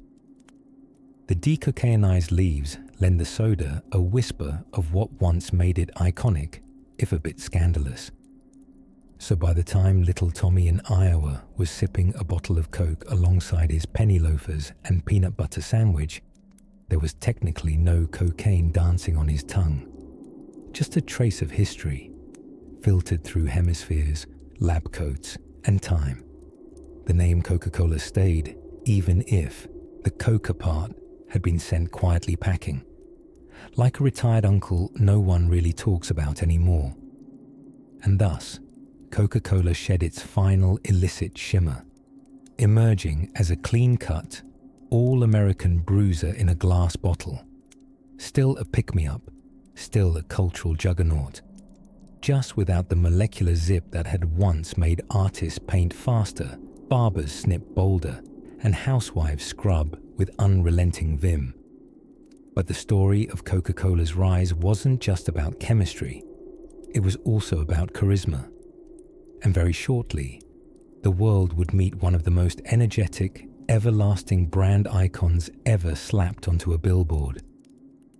Let's drift gently toward that glowing red coat and twinkle-eyed legend now. By the early 1900s, Coca-Cola had passed through its rebellious teenage years, those wild, cocaine-laced beginnings that made pharmacists nervous and Southern grandmothers quietly delighted. Now it was entering young adulthood, a little more responsible, a little more respectable, and suddenly beset by very stern, very mustachioed gentlemen from Washington. That's right, it was time for Coca-Cola to meet the government. The United States, like a befuddled new parent discovering candy wrappers all over a child's room, was beginning to realize that maybe, just maybe, it ought to look into what exactly was going into people's bodies. Enter the Pure Food and Drug Act of 1906, a legislative mood swing that said, maybe we shouldn't allow formaldehyde in milk. And also, what is up with this pick-me-up syrup everyone's sipping like it's lemonade? This is where we meet Harvey Washington Wiley. He was the head chemist at the Department of Agriculture, and a man with the inquisitive eyes of someone who'd personally tasted every suspicious chemical in the pantry. Wiley was a crusader against fraudulent food, and when he heard about Coca-Cola's ingredients, his eyebrows did what every good bureaucrat's eyebrows do when scandal is afoot. They arched loftily. The government's concern, believe it or not, wasn't primarily the cocaine anymore. That had quietly been reduced to mere trace amounts by the turn of the century. More like a romantic memory than a real danger. No, the new public enemy was caffeine. Wiley believed that caffeine was a dangerous stimulant, especially for children, school teachers, and, presumably, anyone trying to sleep while living next to someone drinking 3 bottles a day. In 1911, the United States government summoned Coca-Cola to court in what became known, with surprisingly little sarcasm, as the United States versus 40 barrels and 20 kegs of Coca-Cola. That was the actual name of the case. Yes, it sounds like the title of a pirate opera, but it was deadly serious. A legal showdown between Uncle Sam and America's fizziest beverage. The government accused Coca-Cola of being adulterated and misbranded. In other words, misleading and medically menacing. They wanted it gone, or at the very least, changed. What ensued was a trial that included expert testimony, heated discussion about caffeine-induced hysteria, and, no joke, the argument that Coca-Cola could turn people into caffeine fiends, which sounds like either a 1920s horror film or a modern Tuesday morning. Now, Coca-Cola wasn't about to go quietly into that uncarbonated night. The company hired an army of lawyers, scientists, and charming Southern gentlemen trained in the ancient art of brand protection. They defended their drink with a vigor typically reserved for war or patent disputes over egg beaters. At the center of the defense was the notion that a moderate dose of caffeine, about what you'd get from a cup of coffee, was hardly grounds for hysteria, and more importantly, that the drink had become so ingrained in American life, it was as much a part of domestic tranquility as jazz music and suspiciously hard couch cushions. The jury deliberated for less than 2 days before ruling in favor of Coca-Cola. The case was dismissed like a badly behaved cat at a garden party. Wiley and his band of caffeine skeptics were deeply disappointed, but the company was vindicated, and caffeine remained an officially acceptable source of happiness, guilt, and what we now call productivity. But that doesn't mean Coca-Cola didn't make some changes. To avoid future drama, Coke slowly began tweaking their message. Advertisements started shifting away from the mysterious, almost alchemical vibe of earlier years, and aimed straight for wholesome comfort. It was now the drink of American families, hard workers, and parched children running in from sunburnt summer lawns. And just to be safe, the caffeine levels in the formula were lowered a bit. Not entirely removed, of course, because some things are sacred, like jazz, and secret formulas. Still, the company had tasted the power of public scrutiny and decided that perhaps a veil of secrecy, plus a vault, a few myths, and a very expensive lawyer on retainer, was the way to go from here on. Coke had survived its first real brush with national distrust, and in doing so, it had transformed from a quirky pharmacist tonic to a symbol of America's complicated love affair with pick-me-ups. No longer was it just bubbly happiness in a bottle. Now, it was legacy, litigation-tested, caffeine-approved legacy. And as the sun set over soda fountains in St. Louis and Wilmington and Santa Fe, a curious calm descended. Babies fell asleep in their prams.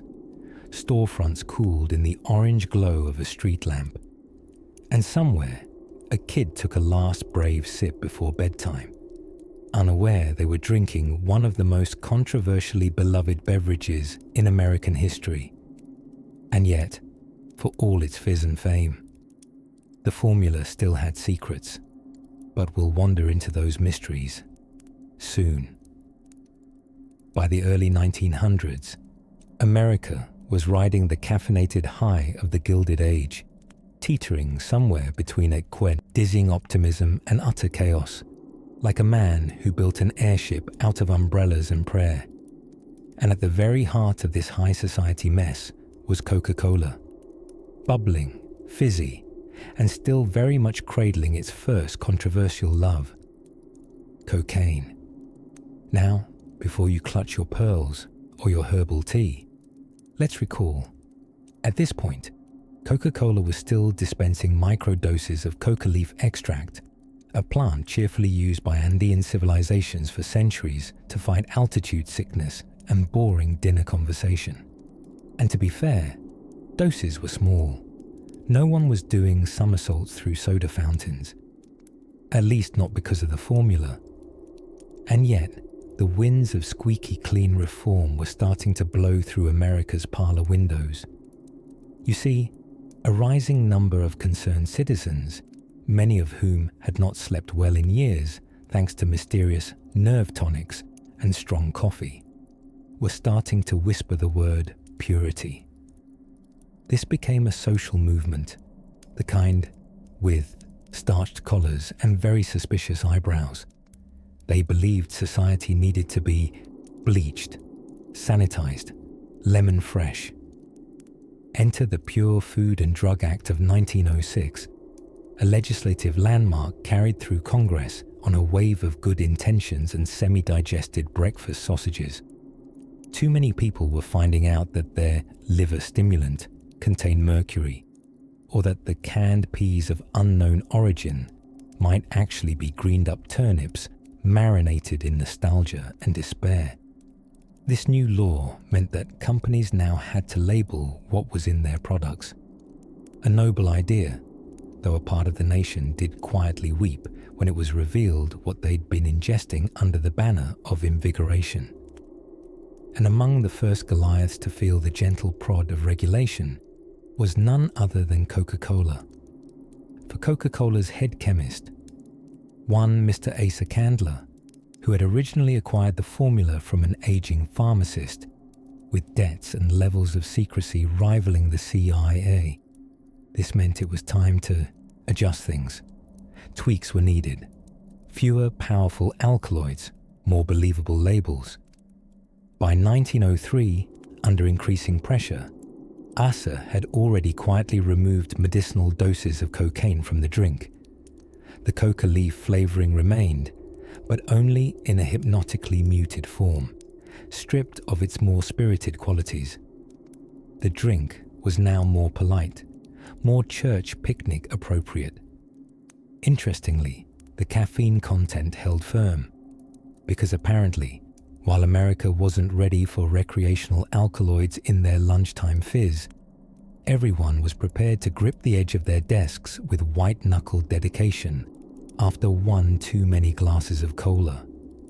Still, not everyone was satisfied. In 1911, the US government sued Coca-Cola in an effort known as United States versus 40 barrels and 20 kegs of Coca-Cola. A title that, while dramatic, sounds like the worst pirate-themed dinner theatre ever conceived. The government, led by crusading officials and slightly alarmed clergy, alleged that Coca-Cola was misbranding its product by not disclosing the full truth about its stimulating properties, mainly caffeine. Coca-Cola countered with a fascinating defense. The drink didn't even contain cocaine anymore. Plus, nobody ever proved that caffeine was bad, though nobody had proved it wasn't either. The court case dragged on with all the thrill of a snail marching uphill in a fog bank. It was eventually dismissed, but the message was clear. Coca-Cola had tiptoed too close to the edge of medicinal and recreational, and someone, somewhere, had decided it was time to decide which tail this soda was wagging. To further shake things up, the temperance movement was rumbling louder on the horizon. Practically vibrating with holy discontent, groups formed bearing names like the Anti-Saloon League and the Women's Christian Temperance Union, neither of which, notably, had much patience for beverages that sparkled with history, mystery, or molar-throbbing sweetness. Coca-Cola, ever the savvy shapeshifter, leaned into its new identity. It stepped back from pharmacy counters and slouched into movie theaters, corner gas stations, and kitchens with new slogans like delicious and refreshing, which frankly is a bit vague but seemed to work. Gone were the bold claims of nerve tonics and intellectual rejuvenation. In their place, a cold bottle, a fizz of bubbles, and a warm invitation to sit quietly and ponder simpler things, like porch swings and the seasonal mystery of lemonade.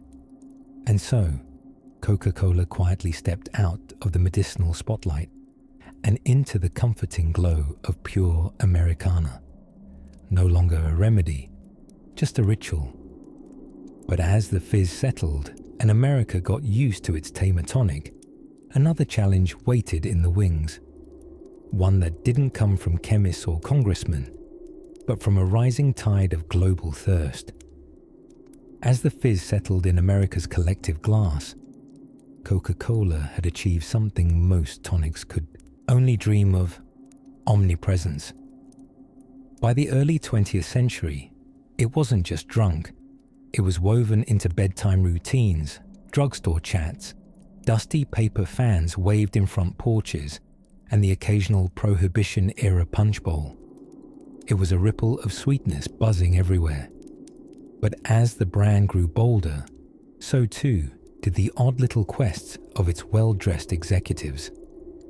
Enter Asa Candler, the Georgia-born businessman who had snagged the Coca-Cola formula from its original inventor, John Pemberton, like a Victorian hedge wizard acquiring a rare potion from a distracted alchemist. Candler didn't just want soda sales. He wanted salvation in syrup form, and salvation meant evangelism. So what does a turn-of-the-century businessman do when he believes he's bottling bliss itself? He gives it away. And not just a sample or two. Asa dumped oceans of free Coca-Cola onto the public like some fizzy version of feeding the 5,000. He mailed out coupons, cranked out signs, slapped logos on clocks, calendars, and the sides of barns. At one point, according to legend and enthusiastic marketing logs, about 1 out of every 9 Americans had tried a free glass of Coca-Cola, all without a single tweet. But Asa had a twinkle of mischief too. He firmly declared that Coca-Cola no longer contained cocaine after 1903, a PR spin that was sorta, kinda, mostly true. See, the company had removed the active cocaine, the part that made your great-grandfather ready to do cartwheels through a filing cabinet. But the coca leaves themselves? They were still flavoring that syrup. How do you remove cocaine from coca leaves, you might wonder, perhaps while snuggling deeper into your pillow? Through an exceptionally quiet, utterly bizarre agreement with the US Treasury and a single, secretive company in Maywood, New Jersey. This operation still exists, by the way, so secretive and peculiar that it sounds like the plot of a spy film performed entirely by tired pharmacists. The company, Stepan Company, processes coca leaves imported from Peru and Bolivia under tight federal supervision. The cocaine is extracted and sent off for medicinal use. The de-cocainized leaves, off to Coca-Cola. Like a handshake between capitalism and chemistry, the whole process was quietly grandfathered into bureaucracy. So even in its milder, sober years, Coca-Cola kept a flicker of its original high behind its smile. You might say they purified the party, but kept the memory of music. And while Candler was busy transforming syrup into a sensation, something else was brewing, literally. By 1915, Coca-Cola was dealing with a problem it hadn't expected: imitators. Oh yes, bootleg Cokes were bubbling up across the country with names like Celery Cola, Coca-Cola, even Coca-Cola. Most lacked flavor, finesse, and, well, legality. But some were alarmingly similar. So the question was, how do you make your bottle look so distinct that not even the most daring soda knockoff could imitate it? You turn to a glassmaker, Root Glass Company in Terre Haute, Indiana, and challenge them to invent a bottle no other drink could boast. Their design was inspired by the shape of the cocoa pod, though in a small hiccup of botanical irony, they were thinking of cocoa, not coca. Still, accidents have built empires. The result, the elegant curvy contour bottle, so recognizable that Coca-Cola trademarked the shape alone. Even in the dark, even broken, even if you're a sleepy farmer with one lamp and half a sense, you could know that's the real thing. It was now a drink you could trust in a world full of knockoff colas and peculiar tonics that promised to cure fainting spells and marital frost. Coca-Cola had gone from drugstore shelves to breakfast tables and back again, a symbol you could sip. And yet, just when things were becoming smooth and predictable, like the mellow jazz of a weary speakeasy, the world was about to throw a swizzle stick into the mix. Because prohibition was lumbering in, draped in moralistic bunting and government paperwork. And for Coca-Cola, that was no setback. It was in many ways their moment to shine. When everybody else lost their bottle, Coca-Cola kept theirs. But more on that in a moment, as the world eased into the comfortable hum of the 20th century and corsets grew looser while mustaches flourished wildly on the faces of ambitious soda magnates. Coca-Cola found itself caught in a curious tangle of science, scandal, and semantics. You see, the thing with putting cocaine in your soft drink isn't just that people might start roller skating at odd speeds or composing symphonies at 4 a.m. It's that eventually someone notices. The turn of the century was a jittery time, literally and figuratively. The progressive era was marching in with all the optimistic energy of someone rearranging their attic at midnight. Reformers were taking swipes at everything from big business profiteering to the exact causes of spontaneous fainting in public, often blamed on tightly laced corsets, although the occasional surprise goat in the town square might also do the trick. Still, in the extra fizzing heart of Atlanta, the Coca-Cola Company had a slightly pricklier problem. People were starting to whisper, was there really cocaine in their beloved tonic? And if so, how much? Was it the gentle kiss of a whisper, or more like being hit upside the brain with a piano concerto? Well, the answer was yes, but also depends. In the early days, the coca leaf extract in Coca-Cola retained its natural kick. It was legal, it was medicinal, and no one had yet invented TV commercials to warn you about side effects that may include spontaneously inventing jazz. But public sentiment began to shift, tiptoeing away from enthusiasm and into frowns and furrowed brows. Around 1903, under the carefully tightened monocles of a changing America, Coca-Cola quietly adjusted its recipe. And by adjusted, we mean ever so daintily tiptoed away from open cocaine content in the sort of maneuver you might call a decocainization of supply chains if you're an executive, or changing the source if you're a customer. The company enlisted the help of a pharmaceutical firm, Stepan Company of all things, who became just about the only legal importer of coca leaves into the United States. These leaves would have their naughty elements removed in a process so subtle and secretive, it made spy novels look obvious. What remained was a perfectly legal flavoring agent, suspiciously lacking in pep, but still bursting with turn-of-the-century charm. Meanwhile, the discarded cocaine that was discreetly sent off to pharmaceutical companies, stockpiled for use in legitimate medicines and, one assumes, nostrils of surgeons and opera-loving dentists.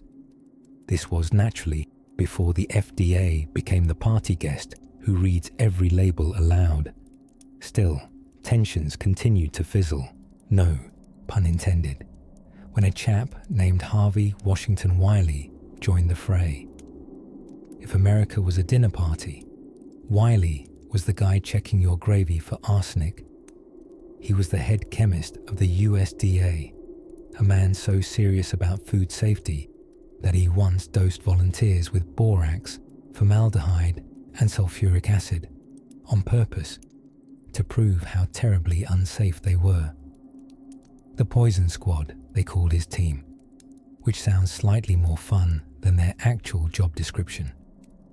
Wiley wasn't particularly fond of the idea that children were guzzling what he once called dope, a term that, sadly, did not catch on in the soda fountain marketing lexicon.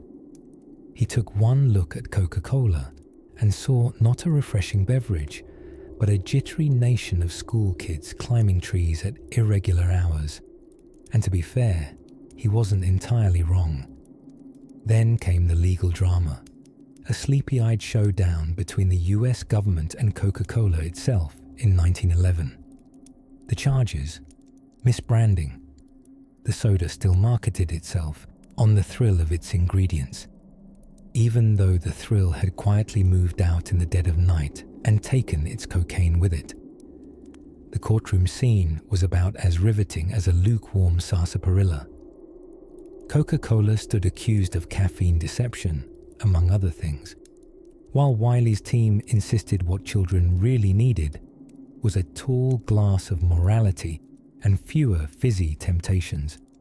The verdict, Coca-Cola mostly won, much to the joy of caffeinated stenographers everywhere. But the result was a quieter reform, a dialed-back caffeine content, and a bit more cautious labeling. Coca-Cola learned to sidestep controversy with all the grace of a bowler-hatted gentleman avoiding a flock of geese. By this point, the drink had transformed. It had shed its more scandalous roots and emerged as the modestly jittery icon we sip today, a descendant of medicine, mischief, and more than a hint of chemical confusion. About as far removed from its original formulation as a butter churn is from a Keurig machine. So, the cocaine had gone. Or had it? But that's a story for the final drops of this tale, drifting softly as ice melts in an old glass by the window. As the twilight of the Gilded Age quietly faded into the early hum of the 20th century, so too did the original formula of Coca-Cola acquire a bit of a makeover, or perhaps, more accurately, a detox. You see, by the 1910s, whispers had turned to headlines, and the world had started to side-eye John's miracle elixir, squinting past the trademark flourish and patented pleasure to ask, wait, is there still cocaine in this? Well, sort of. The actual coca leaf, yes, from that coca plant, was still being used. But by 1904, thanks to growing discomfort from public health officials and the slight PR problem of selling a pick-me-up that doubled as a Schedule II stimulant, Coca-Cola had begun using what were delightfully called spent leaves. These were coca leaves that had been decocainized, a delightful euphemism that sounds like something medieval alchemists would do with a crucible and a Latin chant, but actually involved chemistry labs in New Jersey. Still, the flavor from the leaves remained. In fact, here's a curious secret. Even to this day, coca leaf extract, processed under very strict legal frameworks, is used by Coca-Cola. No cocaine, of course, just chemistry's very clever mimicry of the past. The only entity in the US legally allowed to import and process coca leaf is the Stepan Company, nestled quietly in Maywood, New Jersey, doing its licensed little dance with federal authorities, and naturally with Coca-Cola Company itself. But back in the earlier decades, when prohibition rolled in like a very serious uncle with a long coat and no sense of humor, Coca-Cola found itself in a prime position. With alcohol off the table, many Americans turned, very literally, to something bubbly, brown, and still infinitely tingly, the drink that once stood as a curious concoction from a Confederate veteran's soda fountain in Atlanta was now becoming a sparkling symbol of Americana, steadily fizzing its way through every corner drugstore. And oh, the drugstores. If you're picturing sterile CVS shelves and awkward eye contact in the vitamin aisle, push that away. Imagine Victorian apothecaries filled with polished brass, jars full of powdered mystery, and a soda jerk behind the counter in a bow tie, expertly dancing with carbonated siphons like a caffeinated wizard. People gathered for their daily fix, not in digital doom scrolls, but over actual marble counters, sipping phosphates and talking about the weather, the war, and the rather thrilling idea that you could add a scoop of ice cream right into your cola. It was a time when soft drinks actually lived up to both parts of the name. Soft, because they weren't alcoholic, and drink, because everyone did, all the time, often with wild abandon. Children sipped their Coca-Colas from glass bottles in the sunshine with noon heat on their shoulders, completely oblivious to the drink's checkered pharmacological past. The company's advertising, meanwhile, had become a kind of soft poetry of reassurance. It wasn't just a beverage, it was the pause that refreshes. Never mind that this pause had once included cocaine. It was now wholesome, clean, bottled cheer, courtesy of Madison Avenue and a marketing department that understood, long before the internet, that a good slogan could soothe both nerves and sales margins. As decades turned, Coca-Cola came to represent a particular kind of American nostalgia. Soldiers in World War II were given special dispensations to have it shipped abroad. Bottling plants followed the troops. It wasn't just a drink, it was a flag in a bottle, a sweet cold memory of something called home. And yet, beneath it all, those shadowy botanical beginnings never quite disappeared. Coca-Cola's connection to the coca leaf became more whispered, more guarded, a curiosity behind the curtain. Most consumers probably assumed that coca meant, well, who knows what it meant now? Maybe cocoa, maybe a marketing relic. But for those who remembered, or those who read very carefully between the lines, yes, the leaf was still there, in flavor, in history, in ghost, and perhaps in the slow silence of falling asleep. One can imagine a world where a glass of cola at the local drugstore had the same mystical energy as a spell. Part science, part spectacle, all sizzle. So tonight, as your thoughts begin to soften and drift, remember that behind even the most ordinary bottle might lie a secret long buried, a leaf from far-off lands, a pharmacist's quiet experiment, and the curious truth that sometimes history hides in your kitchen. Sleep well, dear listener. Fizz gently into dreams